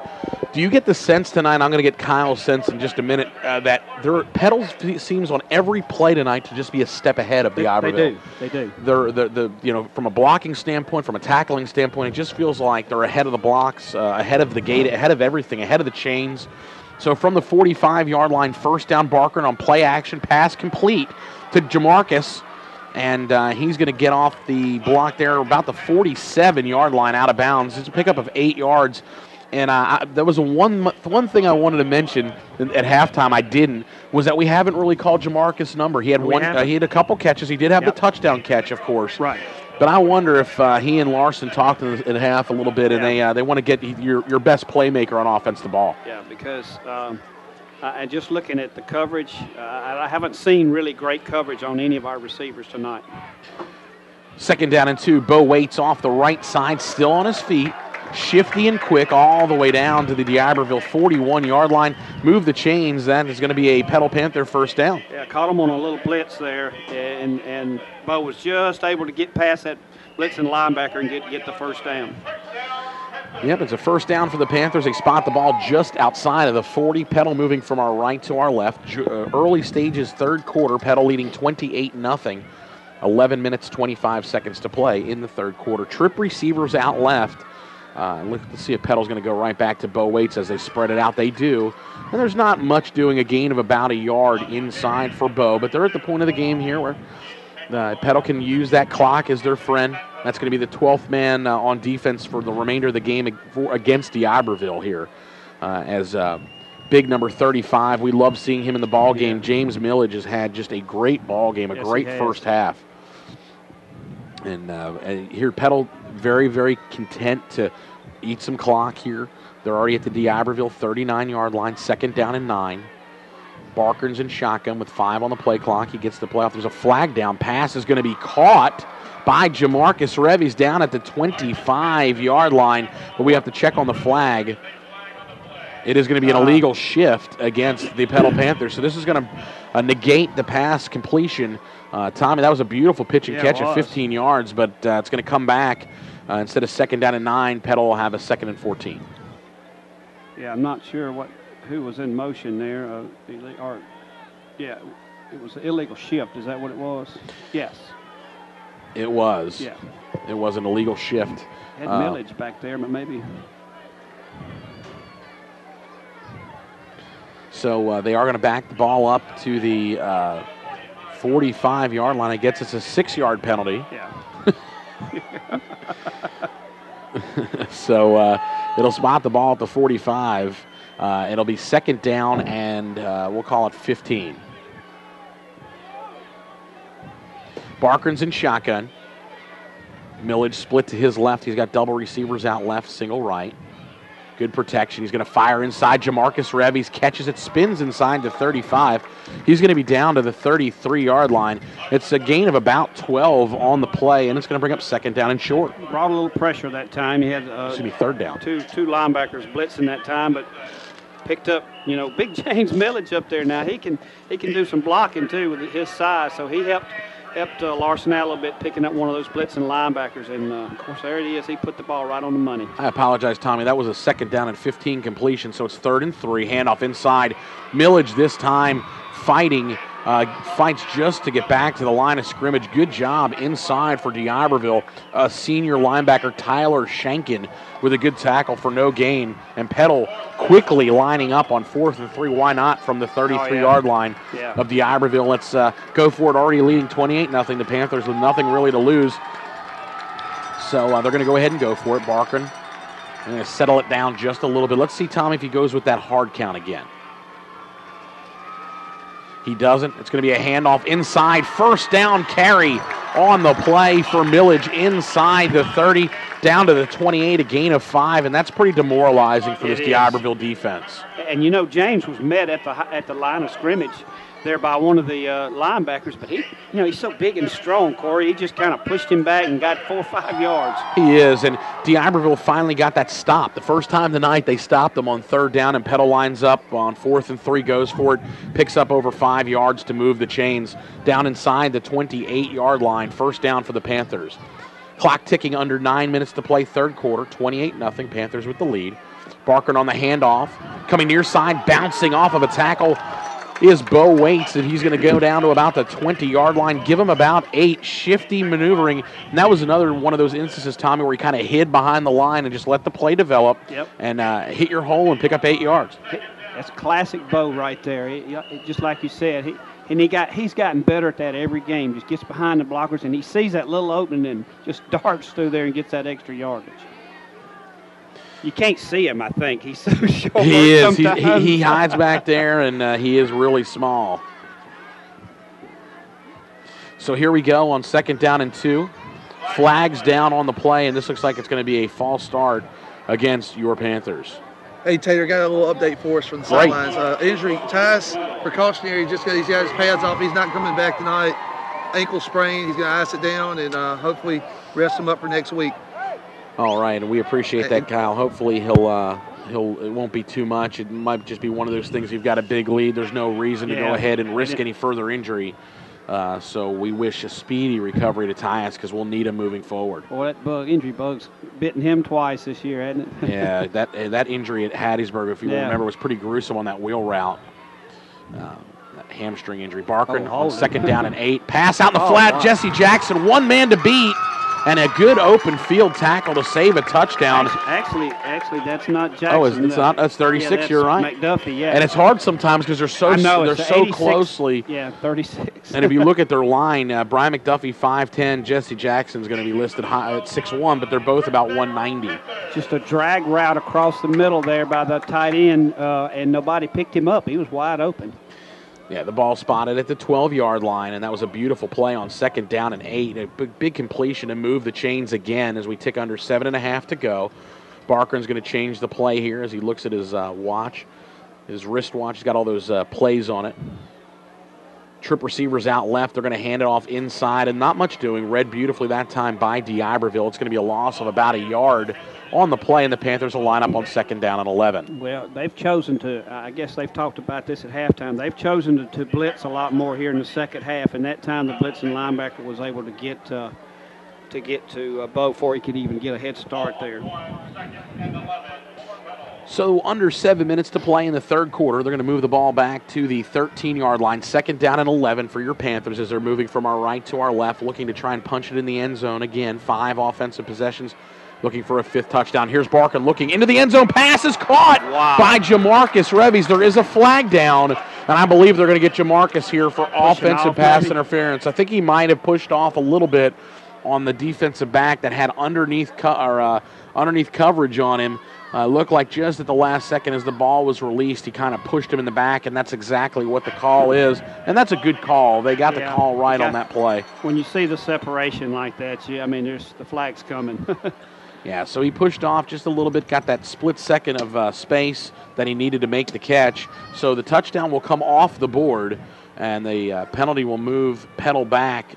Instead of having the ball at about the 13-yard line, they're going to be penalized all the way back to the side judge at the 28-yard line. Yeah. Okay, it's a 15-yard. Well, they're going to spot it at the 27.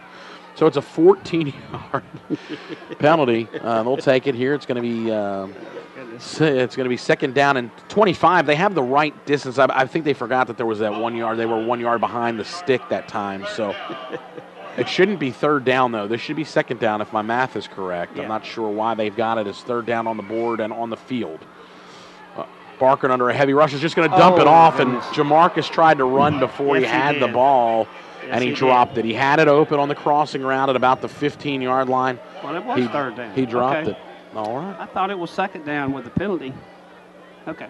Well, I'm confused now, and I 1st down play was a 1 yard run that went for a loss. Right. The 2nd down play was the pass into the end zone that they had offensive pass. So shouldn't this be 3rd down? His offensive pass interference that lost the down. Wow. No? I didn't think it would be. Tristan Reynolds lining up. He's going to get this one off from the 34. Tommy, he's going for a 44-yard field goal.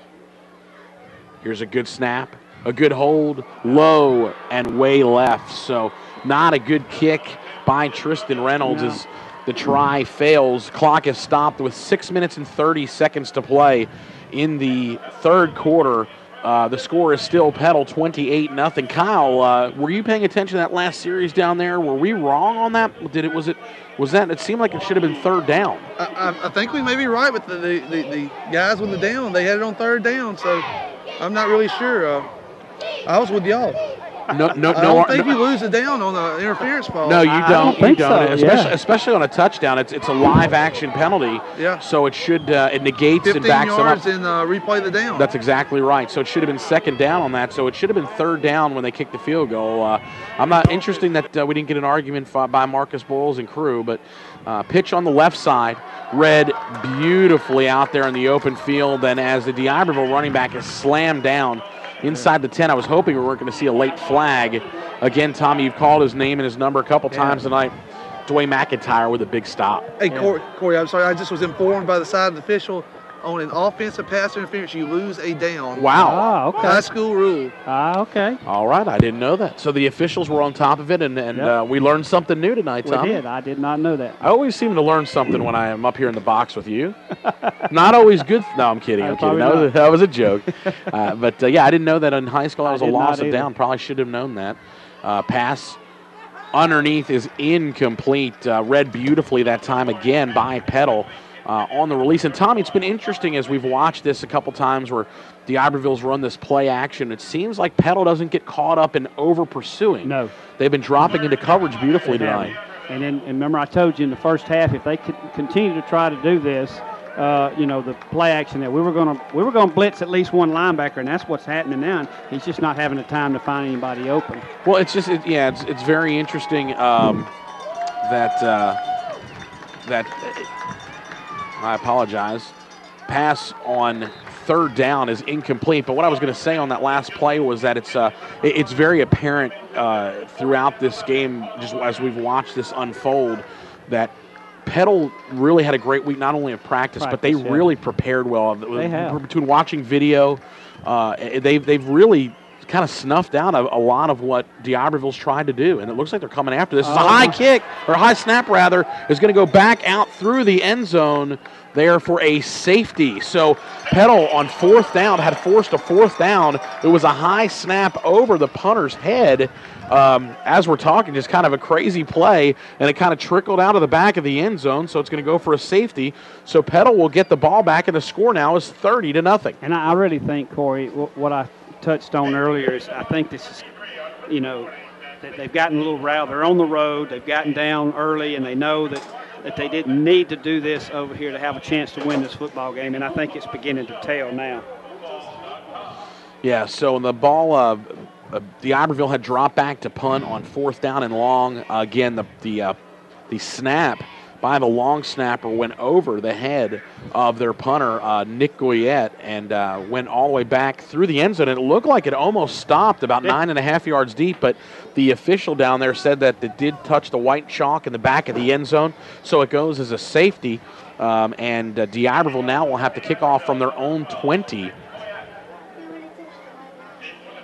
In that last series we had the football, I meant to say that you said it, that Jamarcus really, he was wide open over the middle, and he turned his head completely before the ball got there. He saw he had wide open running room, and it bit him.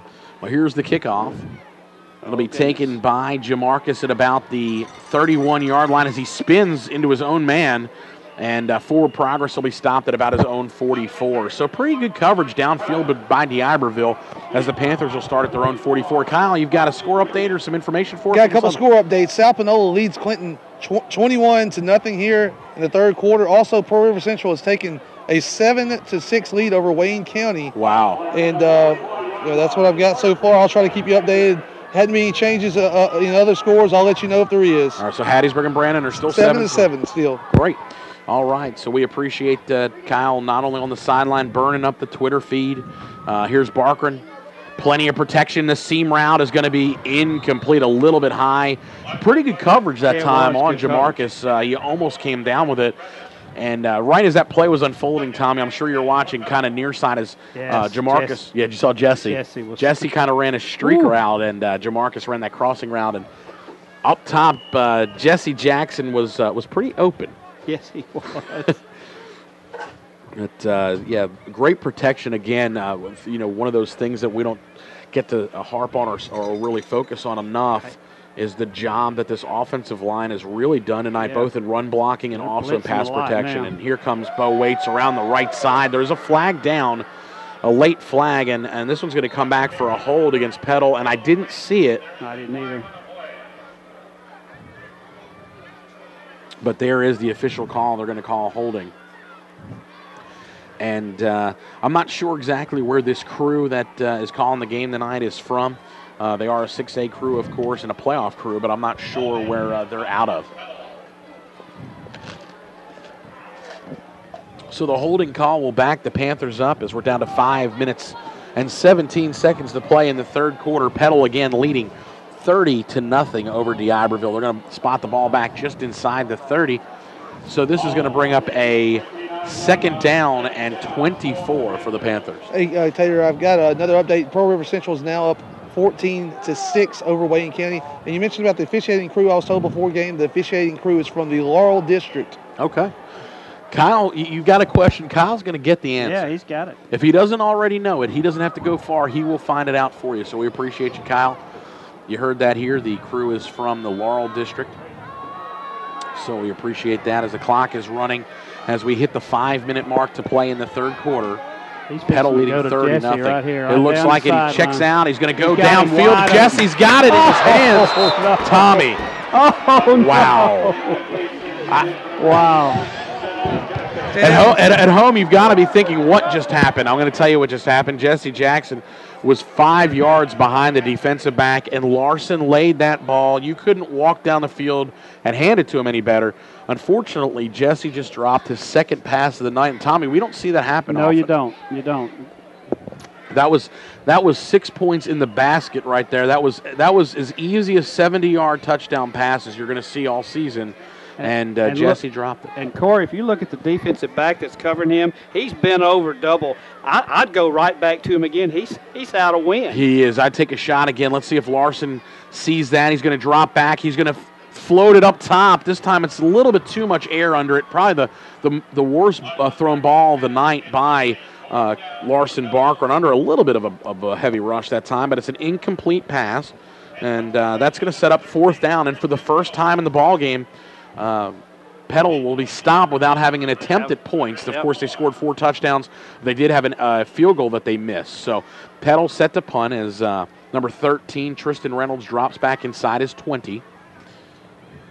Gets this one away. It's a pretty good kick. It will take a little bit of a Petal bounce and will come to rest at the 38-yard line. So D'Iberville with pretty good field position. 4 minutes, 36 seconds to play in the third quarter. Petal 30, D'Iberville scoreless. Well, I talked about it too. What we didn't need to do in the second half is don't lose focus, and I think that happened there. I mean, he don't drop those. I mean, that's 2 tonight he's dropped, but that ain't going to happen very often. So I guarantee you if he go back to him again tonight, he's going to catch that football. It's going to bug Jesse the rest of the night. Yeah, he won't be too thrilled with himself on that play. And here's a handoff inside.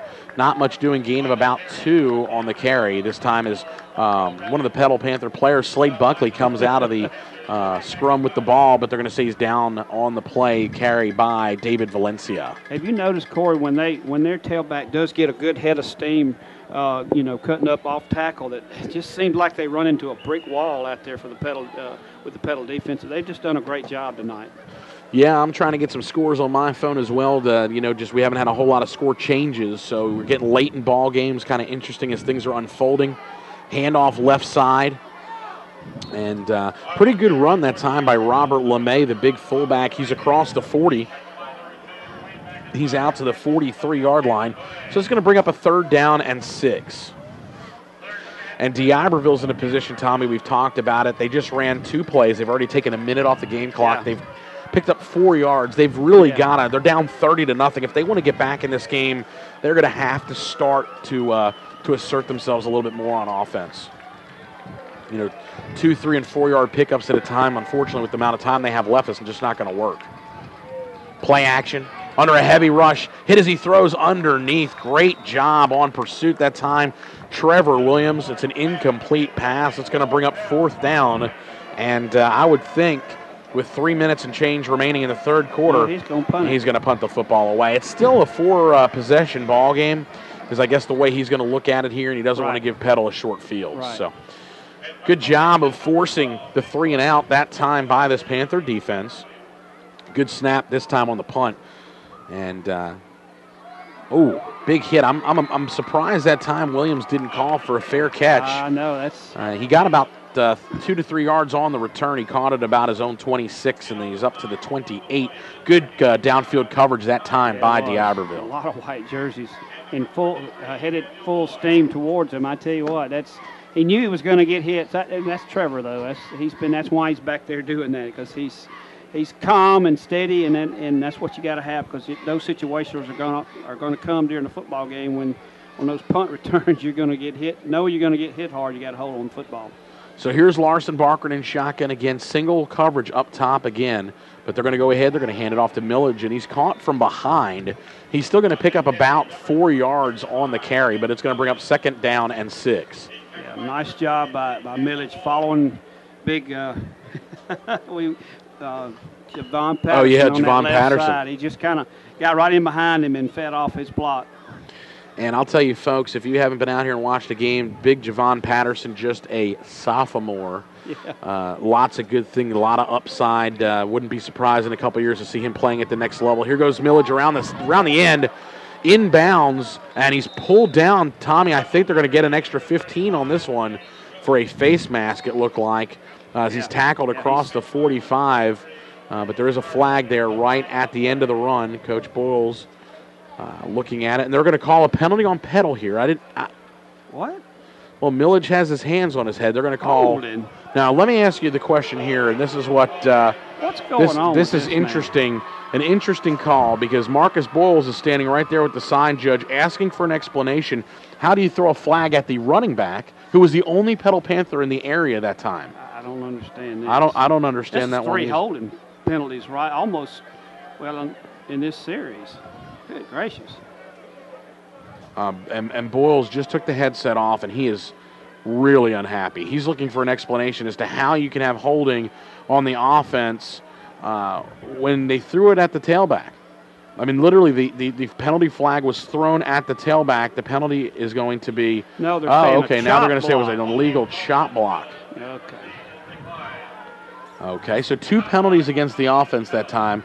An offensive holding call and a illegal chop block against Petal. So the offensive holding call will be declined. It's going to be a chop block against the Panthers. It'll back them up from the spot of the foul. Let's see here. And He's going to call that against our sideline over here. another flag down against the sidelines, and Coach Boyles is just extremely upset right now. Todd Pinkston in there trying to get him calmed down a little bit. This is the loudest D'Iberville's been all night, their sideline. This is the only thing they've had to cheer about tonight is this penalty against the sideline. Coach Boyles has called a timeout, and he's going to do this. We've seen him do this several times because he wants an explanation from the official. He does not like these chop block calls. That one official out there that he's talking to, he specifically went out there looking for him, Tommy, and he's looking to get an explanation, and I don't understand the call. We've seen this happen, and Coach Boyles doing the right thing, getting his kids off the field, calling a timeout, wanting more of an explanation. Kyle, you're down there. Tell us what's going on, if you don't mind, please. Tell you your guess is as good as mine. Coach Boyle's not very happy. It looked like James Millage ran around the end. He got the first down, and they threw a penalty for a chop block as I guess somebody came down low there towards the end of the play. And then the official out there, he threw a sideline warning when Coach Boyles was talking to the official. Coach Boyles still having a few words with the official that threw the flag. And it's going to go off or not. They're going to get the penalty. We're probably going to go back about 20 yards here. But our fans are getting loud, as you can hear them in the background. Yeah, it's nice. This is the loudest we've heard this the Petal faithful tonight. D'Iberville decided to make some noise there, trailing 30-0. They haven't had a lot to cheer about, and it's probably cold. They're trying to move around a little over there, Tommy. We'll allow that to happen. But let's see how this all shakes out. Of course, as you heard there, James Millage came around the end. He picked up the first down. He was up to about the 45-yard line. A flag came in. They called two penalties against Petal on the play, an offensive holding call that D'Iberville declined, and then they called a chop block on Petal. They called then a sideline warning against the Petal coaching staff, specifically against Coach Boyles.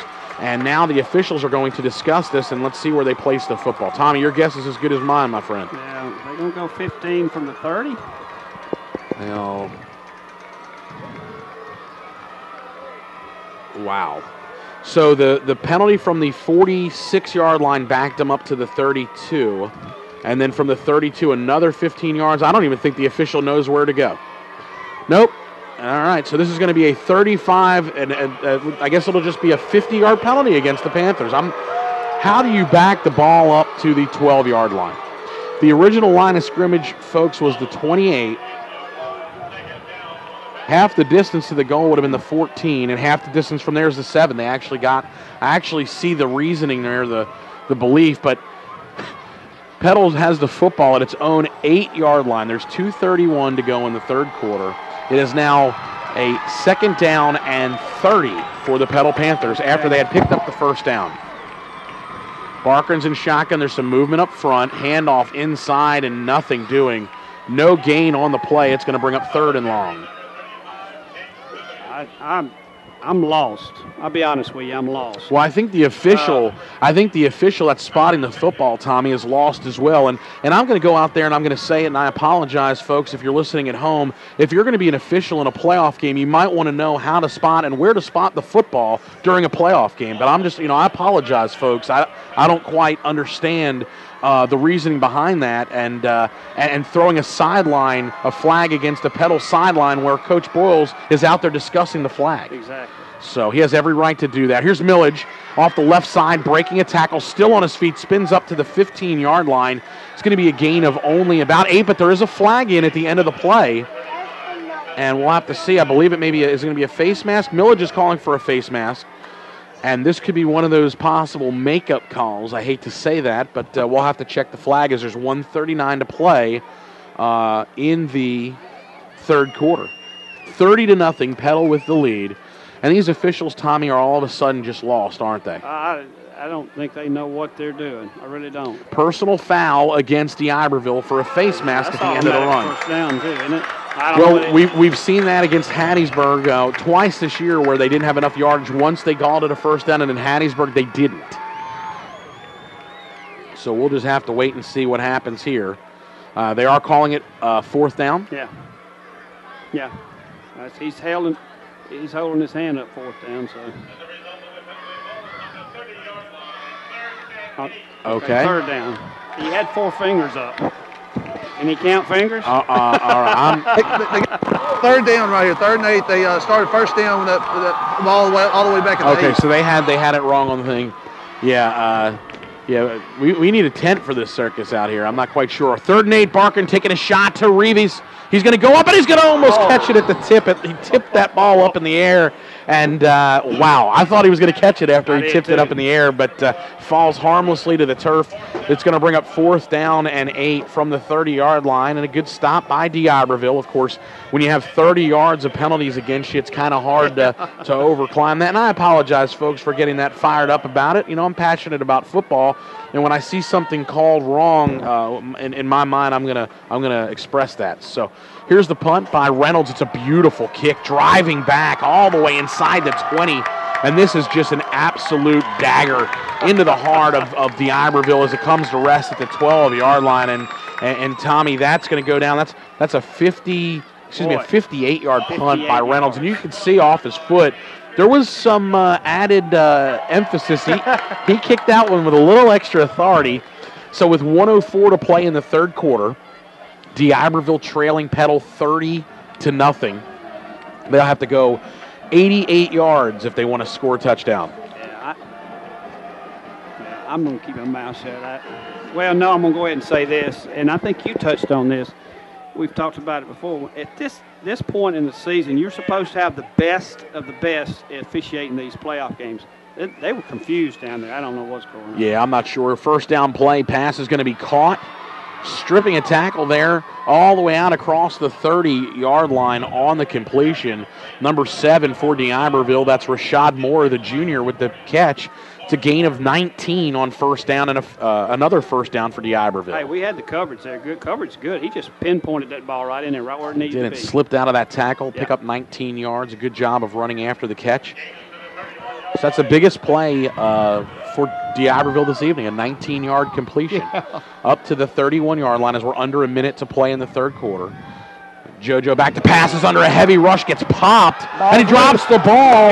Petal recovers the football on the turnover, and that may have just about done it tonight as we still have 41 seconds remaining in the third quarter, but already leading 30-0. Petal is going to take over deep in d'Iberville territory at the 26-yard line. One thing you don't want to do with this Petal football team, you don't want to get them fired up no more you than don't. They already play with a lot of passion, but I think those penalties that they just called down here has not only fired up the fans, but our football team's fired up too. Well, if you've noticed, Coach Boyles once before this season, that same thing happened where there was some questionable calls against Petal. He called a timeout, right. And on the sideline they got pretty fired up, and then they drove right down the field and scored. So let's just see what we can do right here. Here's Waits. Oh, wow, that's got to be another flag. Goodness, how do you miss that? And I don't see a flag. Tommy, we're all the way up here at the top.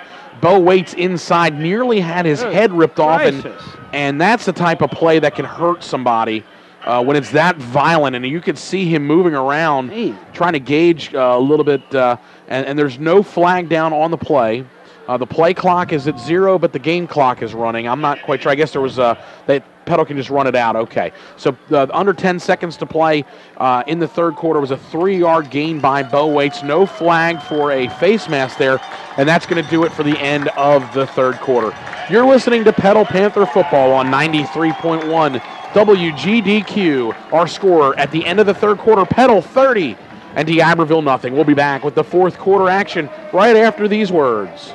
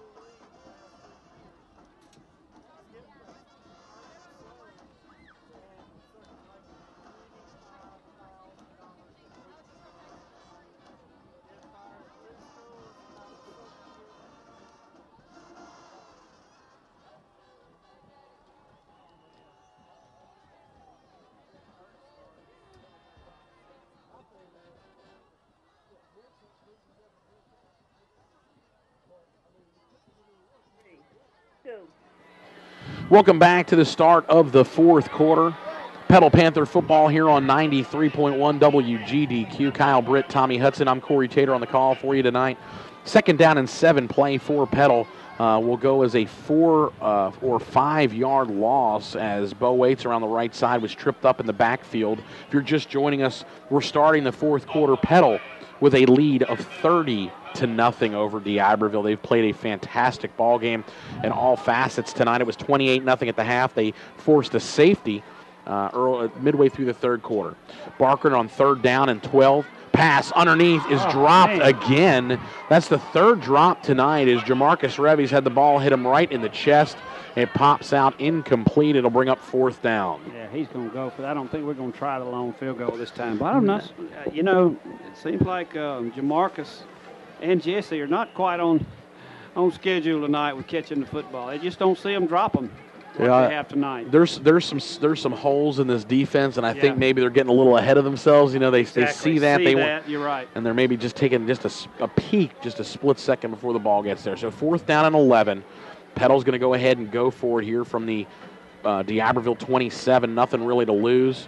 Pass out in the flat by Barker, nearly intercepted. Just kind of hung out there for Jamarcus at about the 12-yard line. It's incomplete, and D'Iberville will escape without any further damage. They turn the ball over at their own 26, and now they're going to get the ball back at their own 27. So the ball hung up just enough on Larson that allowed the safety to come over and almost intercepted, actually. All right, so first down, the ball's at the 27-yard line for D'Iberville. We've got 11 minutes and 15 seconds remaining in the ball game tonight, and Petal looking like they're in total control of this one again, leading 30-0. D'Iberville with that bunch set. They're going to go single receiver out right and left. That's going to be play action on a gang jailhouse blitz, and there's a pass complete inside for D'Iberville. The big fullback slipping tackles into Panther territory all the way down to the 40-yard line, and a late flag comes in for a hit on the inside. It's going to go against Jamarcus Revies for an extra 15-yard personal foul hit as the fullback number 31 for D'Iberville, Robert LeMay, was laying on the field, and Jamarcus came in and kind of gave him a late pop there at the 41, so it'll spot the ball down to the 26-yard line, and it's going to move the chain. So D'Iberville with their deepest penetration of the night.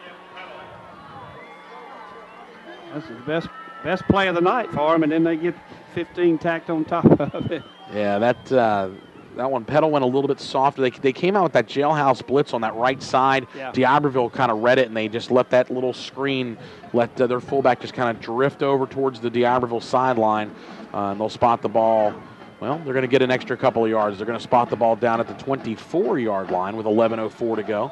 So D'Iberville again with their deepest penetration, looking for their first points of the night.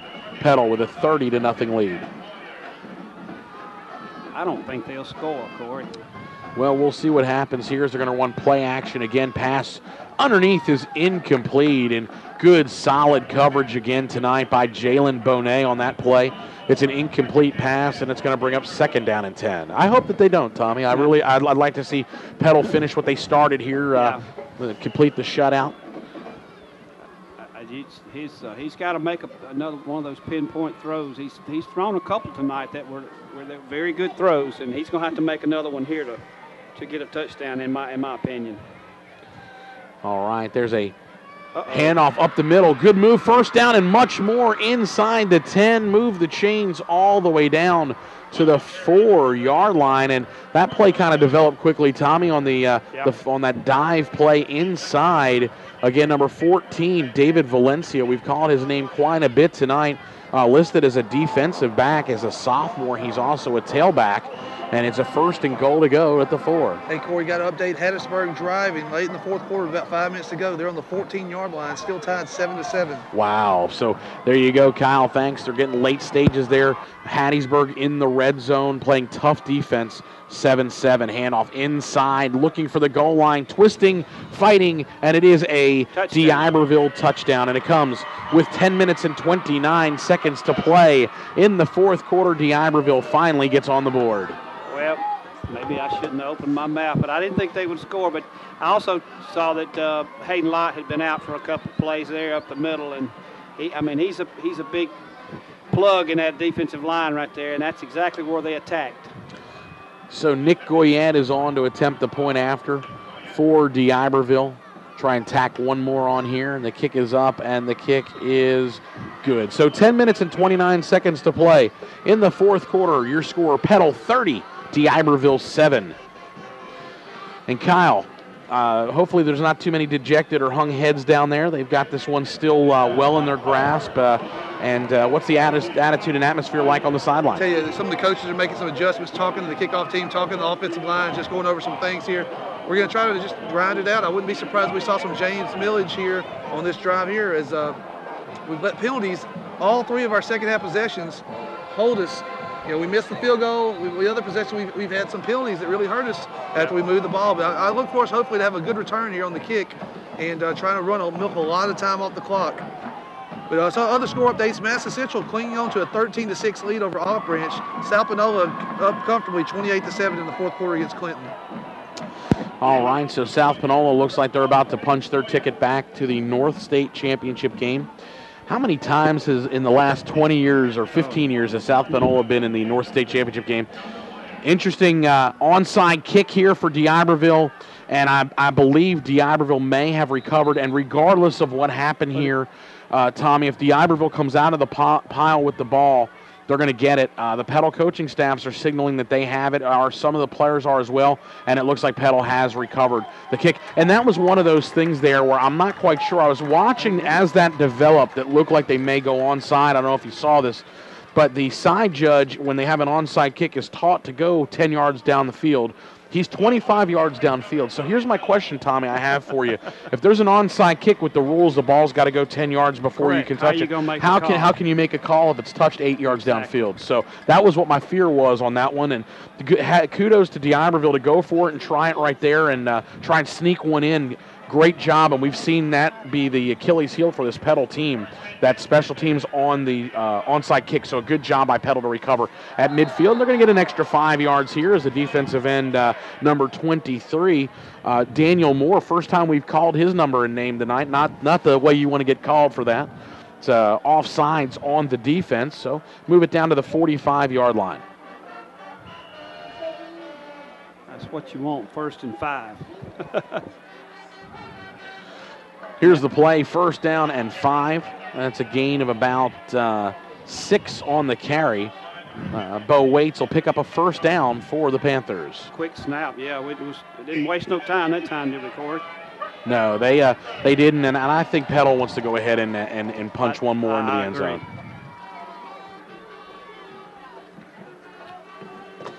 So the ball's at the 39-yard line. First down for Petal, rather, just under 10 minutes to go. Handoff straight ahead. Good hard run on the play for John Wyndham. Yeah. We haven't seen him run too much here in the last few weeks, but yet another back who is capable of carrying the load for the Panthers. That's a good 5-yard gain on the play down to the D'Iberville 35. Man, anytime you can get 5 yards like that, that's Keep what that you clock want. running. Keep the clock going. And look in the backfield, Tommy. Who do you see back Mr. there? Millage, There he goes. is. He's got the Oh, ball. my There's a huge hole. He breaks a tackle. Still on his feet. He's inside the 20 as he turned the corner. This is a youngster that's got 2 scores already in this ball game, and Tommy, he looks fresh too. He really does. He's gotten, once he gets ahead of steam, now he's just so hard to bring down. Yeah, I really have enjoyed, and he's listed on their roster as a defensive end, but I sure have enjoyed how they've lined him up and how they've used him as that fullback. Coming in at 6 feet even, listed at 218, just a bruising back out of the backfield. But it's down to the 18-yard line as we tick down to about 9 minutes to play. Petal leading 30-7. Handoff, Bo Waits off the left side, looking for some good running room. He's down to about the 12. Give him 6 on first down and continue to move the football, Tommy. Yeah, when you see that many white jerseys 5 yards back once the tailback gets the ball, I mean, you know you're in pretty good shape. And they're dominating this defensive front right now on this drive. And they've had that swag tonight, that swagger, if you will. When Petal has wanted to really put it down and put that pedal to the metal and grind it, they've pretty much been able to do offensively what they've wanted. Wyndham straight ahead. He's going to pick up the first down and more as he's inside the 10, down to about the 6 to move the chains. It just there's no match. I mean, we get this head of steam running off tackle, and it's just they can't stop us. It's just hats off to this offensive line. First and goal for the Panthers from the 6. And we've got a stoppage here. Well, and there's a flag down. They're going to call defense encroachment, so they're lined up in the neutral zone. So that will move the ball half the distance to the goal. Spot the ball inside the 5, Tommy. They're going to spot it at the 3. And with 8 minutes and 11 seconds to go, I'd have to say Petal's about 3 yards away from the nail. Would you say that this could be the nail in the coffin? No doubt. Millage looking for his 3rd score, not even hit until he was already a yard deep in the end zone. And he's knocked back out of the end zone, but not before he scores a touchdown against D'Iberville here to extend the lead for the Petal Panthers. No contest. I mean, just blowing them off the line of scrimmage. And that, again, we saw it throughout that series. The theme, again, was the left side. They really feel like they found something strong running on that left side. And here's Reynolds on for the next extra point. The kick is up, and Reynolds' kick is good. 7:58 to play in the 4th quarter. Petal 37, D'Iberville 7. And Kyle, do you have any more score updates for us locally? Anything else going on? Is Hattiesburg taking a lead?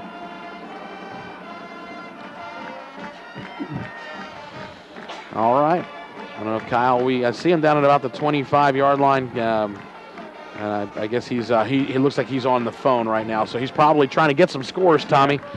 Tommy, I'm going to go ahead and go out on a limb with 7:58 and say we could just about wrap this one up in red and white. I agree. Folks, your Panthers look like they've just about clinched a spot in the South State Championship game. So, hey guys, got an update from the Hattiesburg-Brandon game. Hattiesburg drove the ball down to the 3-yard line, fumbled it on the 3-yard line, stunned fans there at D.I. Patrick Stadium. Brandon's ball with about 4 minutes to go. So Brandon recovered the fumble. Brandon did indeed recover the fumble. How about that? Great reporting. I think we may see an overtime game right there. Well, folks, if you're out driving around, you could maybe, if you don't want to come over here, this one looks like it's pretty much in hand. Stop by D.I. Patrick if you've got nothing else to do. Watch the end of a great ball game over there between Brandon and Hattiesburg. And here's the kick by Reynolds. Be taken from the 1-yard line. Good job of pursuit by the special teams. Return out to right at the 20-yard line, but a good job by the Panthers again on special teams. And D'Iberville will start from there. Tommy, we've said it all night. You know, they pretty much have been able to execute and do what they've wanted to do from open really the opening kickoff. Just a great game plan tonight for the Panthers. Well, Corey, you and I have agreed on this all year long that our division was the toughest between the two. Region 3 and Region 4. We got 3 teams in playing tonight. So, and I just looking at the Iberville scores and I don't know. I just felt pretty good coming into this game tonight, as long as we didn't have a bunch of turnovers. So Petal looking to increase their consecutive win total to 11. They've won 10 consecutive ball games, and the handoff on the right side to Valencia. He's going to go for a 1-yard loss. So Petal's still playing tough defense, and Jamarcus Revies and one of the players for D'Iberville, it looks like Justin Adams, the wide receiver, kind of jarring and talking to each other. And Todd Pinkston wants to have a word with Jamarcus Revies here on the sideline. So they're always coaching, always. Or excuse me, that was Coach Boyles. I apologize. Yeah. Always coaching from the opening gun to the final whistle. So 2nd down and 11 from D'Iberville. A low snap under a heavy rush. Really hit hard as he threw it, and he looks like Tommy's a little slow to get up. The pass is incomplete. I'll tell you what, Chris Knight just flat out got after it that time, and really laid a big hit on quarterback JoJo Warwick, number 15 for D'Iberville. It's an incomplete pass out in the flat. It's going to bring up 3rd down and 11. Yeah, we've been blitzing here several times in the last 3 possessions by D'Iberville. We've blitzed at least one linebacker, and like I said, that's. Hey, just got a score update with 30 seconds remaining in the ball game. Brandon is taking a 14-7 lead with 30 seconds left. And there's a 3rd down and 11 completion and a blown assignment out on the far sideline. Pass is complete for D'Iberville up across the 35 and out of bounds at the 37-yard line. So Brandon takes a 14-7 lead over Hattiesburg with 30 seconds to go. So Tommy, are you ready to buckle the seatbelt and go about an hour and a half north again? Let's go back. Let's go back up there, and this time let's play that 4th quarter where we don't have any more onside kicks to deal with. All right, handoff inside across the 40-yard line, gain of about 4.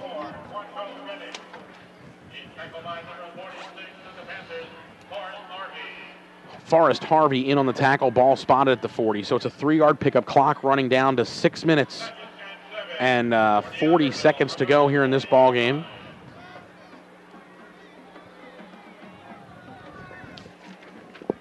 Second down and 7, handoff straight ahead.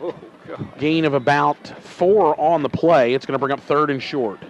McIntyre really came up and met him pretty hard there. They almost met helmet to helmet there, but we've been doing that all night long, Corey. I mean, we haven't slacked off on our hitting on the defensive side of the ball. We've whenever they come up that middle there, somebody's going to get hit. Yeah, you're exactly right, and they're still bringing the lumber, as they say, and the ball's at the 44-yard line. It's going to be 3rd down and 3 here for D'Iberville. Clock ticking under 6 minutes to play. Off that right side. No gain on the play. In fact, Tommy, it may be a loss of about a half a yard. It's going to bring up 4th down and about 4. Yeah, they're spotting it right back at the line of scrimmage. So I'm trying to put the score up for the box over there. They had a couple people looking, but they didn't see. So it looks like Brandon may in fact get a win across at D.I. Patrick Stadium. And it looks like if that's the case, that Petal will be traveling up to Brandon to take on the Brandon Bulldogs in a game which I guarantee the Brandon faithful feel like they're going to have a good chance to win, as they came back and they played strong in that 4th quarter. But it's going to be very, very interesting next week as D'Iberville goes ahead and calls a timeout here on 4th down and 4. Well, if you go back and look at the stats of that game, you're going to say, well, wait a minute. This game was dominated by Petal, and it was. And I mean, unfortunately, fortunately for Brandon, those onside kicks worked, and you had some bad spotting.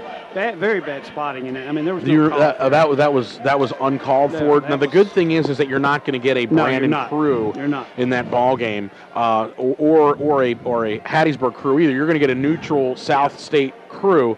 And of course, if that is a final score and that's where we end up going next week, we'll have the call for you right here. We'd love to have red and white. I say red and white. Brandon's red and white as well, Yeah, but we'd love to have Petal red and white invade Brandon Field up there on the campus at Brandon Middle School. And you know, it's just going to be a whale of a ball game next Friday night after Thanksgiving. So on 4th down and 4, D'Iberville is set to go for it in shotgun. JoJo Warwick is going to roll to his right. He's under a heavy rush by Slade Buckley. Pass is complete inside, but there is nothing doing there. It's completed back to the line of scrimmage, wrapped up. It's going to be a turnover on downs with 4:58 to play, in the fourth quarter. Petal takes over at the D'Iberville 43-yard line. Is there a flag down, Tommy? I didn't see one. There is. There's a flag down on the play, but it is an offensive penalty. They called offensive holding. The flag actually was a legal man downfield. The offensive line was a little too far downfield, and it's going to turn over possession. Looks like you can wrap this one up in red and white, guys. How about 6 miles from here? Is Brandon able to wrap that one up in red and white, Kyle? I have not got the final, but with 33 seconds left, they were leading. And Hattiesburg was just ejected, stunned. They had the ball on the 3-yard line with a chance to win the ball game. Fumbled it, and Brandon took advantage. Marched 97 yards with a game-winning touchdown. Wow. So that's I'm sure they're going to be fired up to be able to host the South State Championship game next week against your Petal Panthers, it looks like. So from the 43-yard line, handoff. There's Mr. Millage inside. Give them 2, maybe 3, as the clock continues to run under 5 minutes to play here. 37-7, Petal with the lead. Kyle in, right? Kyle Smith, in the quarterback. It is. Yeah, okay. So Larson Barker now out of the ball game. Just pulled out. He's perfectly fine and had a great ball game tonight. I imagine he probably had about 5 or 6 incompletions, and at least half of those were dropped. So just a great ball game. That's all you can do is put it there, and he did.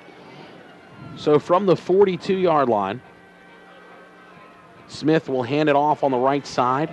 Millage with some good downhill running inside the 40. He's down to about the 38. Actually, that's is that our boy number 20? Wyndham. That's Wyndham. Okay, that is Wyndham on the carry. My bad. I apologize for that. Big John Wyndham on the carry inside the 40. We're under 4 minutes to go. Still a lot of time left in this game, but with a 30-point lead for Petal, Petal's in a position here where they just want to try and run out the clock. So 3rd down and 4 from the 38, and that's the 3rd time in this ball game, and they didn't call that, Tommy. They didn't call it. Did they have the whole team jump off sides for D'Iberville? Like 5 or 6 of them jumped off. So here's the handoff inside, and wow. Dylan Morris that time. That one's not going to work there. Dylan Morris, the sophomore, on the carry, no gain. And we're going to check in here on the as Petal comes on, see if Kyle's got a final score update from D.I. Patrick across town. We're just wanting to see if you have a final score, Kyle. It is indeed a final score. Brandon 14, Hattiesburg 7. So Petal will travel next Friday night to Rankin County for the 2nd time this year to face Brandon for the South State Championship. So there you have it, folks. We know Petal will be traveling to Brandon next week as Hattiesburg has lost at home tonight, 14-7 on a late touchdown. And a good punt here by Tristan Reynolds will be taken by D'Iberville, and they'll get out close to the 10-yard line.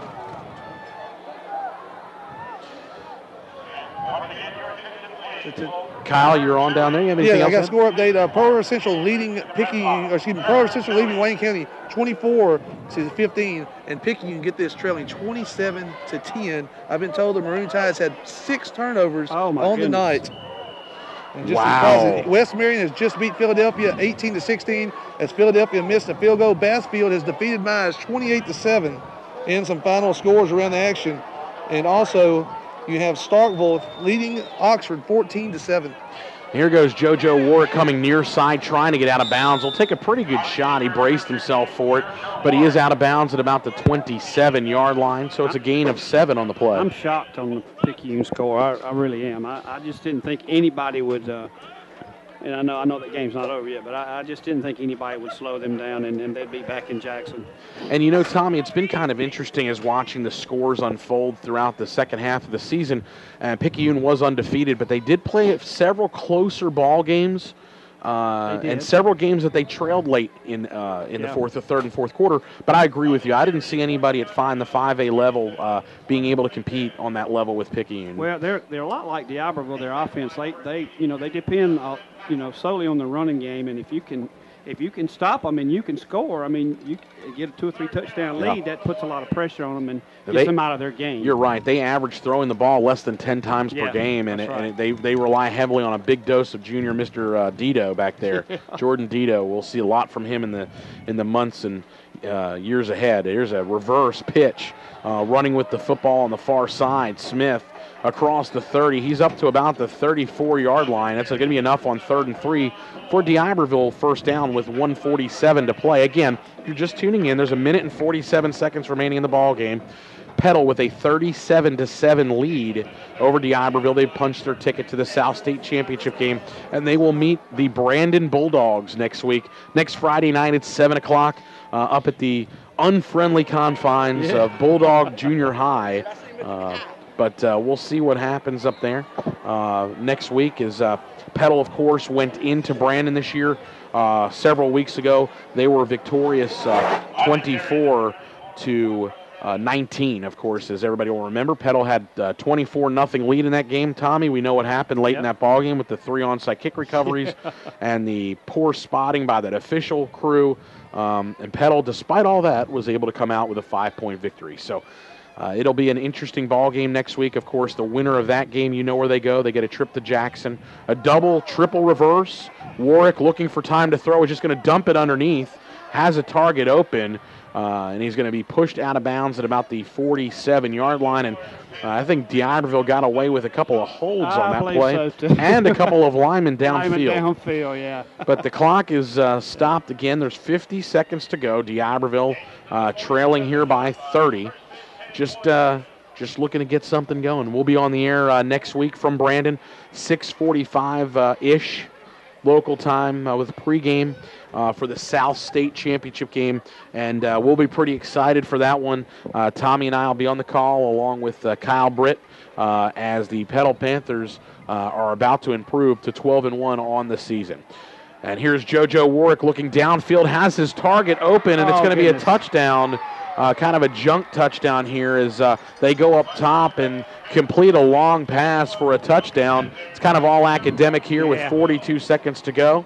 But it is a pitch and catch down the sideline as D'Iberville has one last hurrah before they drop to 9-3 and their season comes to an end. That was a great pass. That was a beautiful pass. Led him just perfectly and right down the middle of the field. So our score is 37-13 as D'Iberville will line up to go for the extra point here and try and cut it to a 37-14 lead with 42 seconds to play. The kick is up, and it is good. So, again, there's 42 seconds remaining in the South State semifinal game here tonight. Petal 37 and D'Iberville 14. And may I say that was basically our second and third team defense on the field. So. It was, and it happened there at the very end of the ball game, so nothing to worry about. Nothing really. You can feel good coming away from this game, dominating your first team offense, first team defense, special teams played tonight.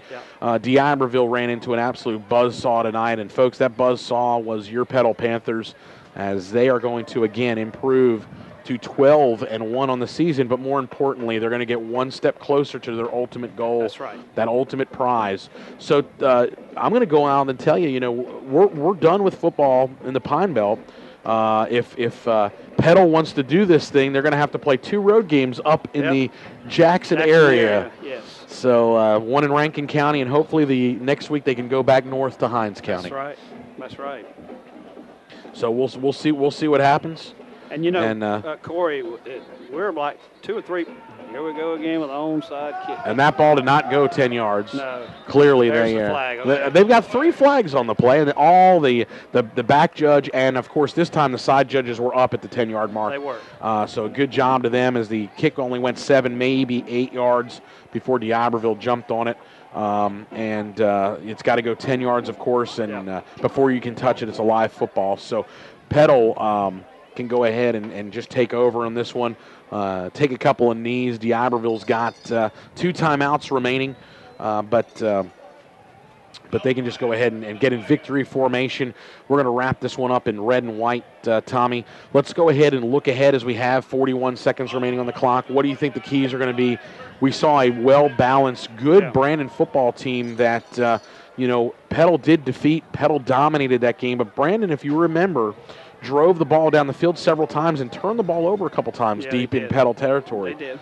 So, what you're going to get next week from that Brandon faithful. It's going to be loud. It's going to be a raucous crowd. And, of course, there's a big prize for the winner of that game next week. Yep. And here's a snap to and I think a big key already, I can go ahead and say this, next week will be pressure on that quarterback. They have a good, very talented sophomore quarterback there. They do. And so I think if we can get to him early and rattle him early, that will be a big key to our success next Friday night. And I think the officials here in the side for D'Iberville, they're just content. They didn't want to make Petal have to snap it again, and I don't think they're going to have to, as there's 10 seconds remaining in the ball game, and the play clock is shut off. And, folks, you can officially wrap this one up in red and white. Your final score from Petal Panther Stadium, 37-14, the Panthers victorious over the D'Iberville Warriors. So 37-14, Petal improves to 12-1, another playoff win. They're down to the final 2 in the South, the final 4 in the state in 6A, and Tommy, one step closer. That's right. Getting back to where they their season unfortunately ended last year in Jackson, but we'll see. We're on the right path. They came out tonight businesslike, and they, from start to finish, were able to accomplish their goal. Well, that score, Corey, as well as I do, is not even indicative of how dominant this victory was for Petal. And what I was fixing to say a while ago, if it weren't for 2 drop passes, this thing could have really gotten ugly. I mean, we had 2 drop passes for touchdowns. And you could have been looking at a 50-7 type of a game. Right. And it was a dominant performance by Petal from start to finish really came out and did what they had to do. And I think they're peaking and playing well at the right time. They had a little bit of a hiccup early against Biloxi last week, but for about 3/4 of that game in the last 2 games of the season and now this one, their last 16 quarters of action, they've really, for about 14 of those 16 quarters, have really started to dominate and really gel. There's some seniors on this Petal team, and with that and Coach Bowles and the rest of this coaching staff, they're going to be a tough out. It's going to be tough for anybody to beat them, after 48 minutes of play. You put 4 quarters together like we played tonight. It's like you say, we're so balanced on offense, and it's just you can't key on one aspect of our game because we'll burn you with another. You start blitzing, and we're going to throw those quick passes to Jamarcus and Jesse, and boom, they're gone. So we put so much pressure on an opposing defense, and then your special teams. Special teams, people underestimate that so many times in all, levels of football. But your special teams can win and lose a ball game for you. And we're blessed that we have an exceptionally good kicker who gets that ball in the end zone, makes these teams start from the 20. We cover well on punts and kickoffs. I mean, little things like that all add up to what? State championship. And that's what your goal is. And so I feel good about this football team, and hopefully we're hoping Ty's ankle will heal good because he's a big part of this. He's helped us get here, and I would hate to see him have to miss next week because of ankle sprain. I would too. They're going to need him next week. And hats off to big number 35, James Millich, tonight with 3 big Panther touchdowns on the ground and just really grinding it out. And again, this Petal Panther team, folks, if you're out there listening, still we appreciate you. The Panthers are one step closer. They're headed in the right direction. They've clinched a spot in the South State Championship game, and they're going to take on the Brandon Bulldogs. We'll be on the air about 6:45 next week, 7 o'clock kickoff from Brandon Middle School. And if you're listening out there, we'd love to have you along for the ride next week. It'll be fun. If not, you want to make the trek about an hour and a half north, we'd love to see you at the stadium. We'll be there. Tommy, any final words before we head north to Brandon next week? Well, let's go about it as business this week as usual, just like the team did this week. And then I just really feel good about this football team. I think even if, we've seen us get down, Corey, and play a bad first half and come back in the second half. But I'm thinking the same thing what you said a while ago. I'm thinking this team is peaking at the right time based on what I saw here tonight, because the Iberville team did not get to this point without having a good football team, and we dominated a good football team. So hopefully we are peaking at the right time. That's the key, and I think Coach Bowles is really stressing that. And as we move forward, again, your Petal Panthers are victorious over Iberville 37-14.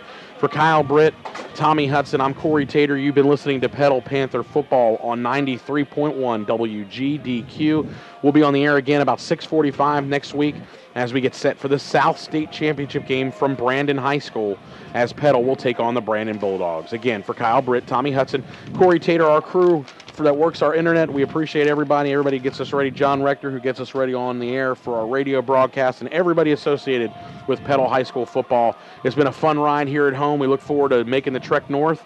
Go Panthers. Again, victorious 37-14. You've been listening to Petal Panther Football on 93.1 WGDQ. We'll see you next Friday night from Brandon.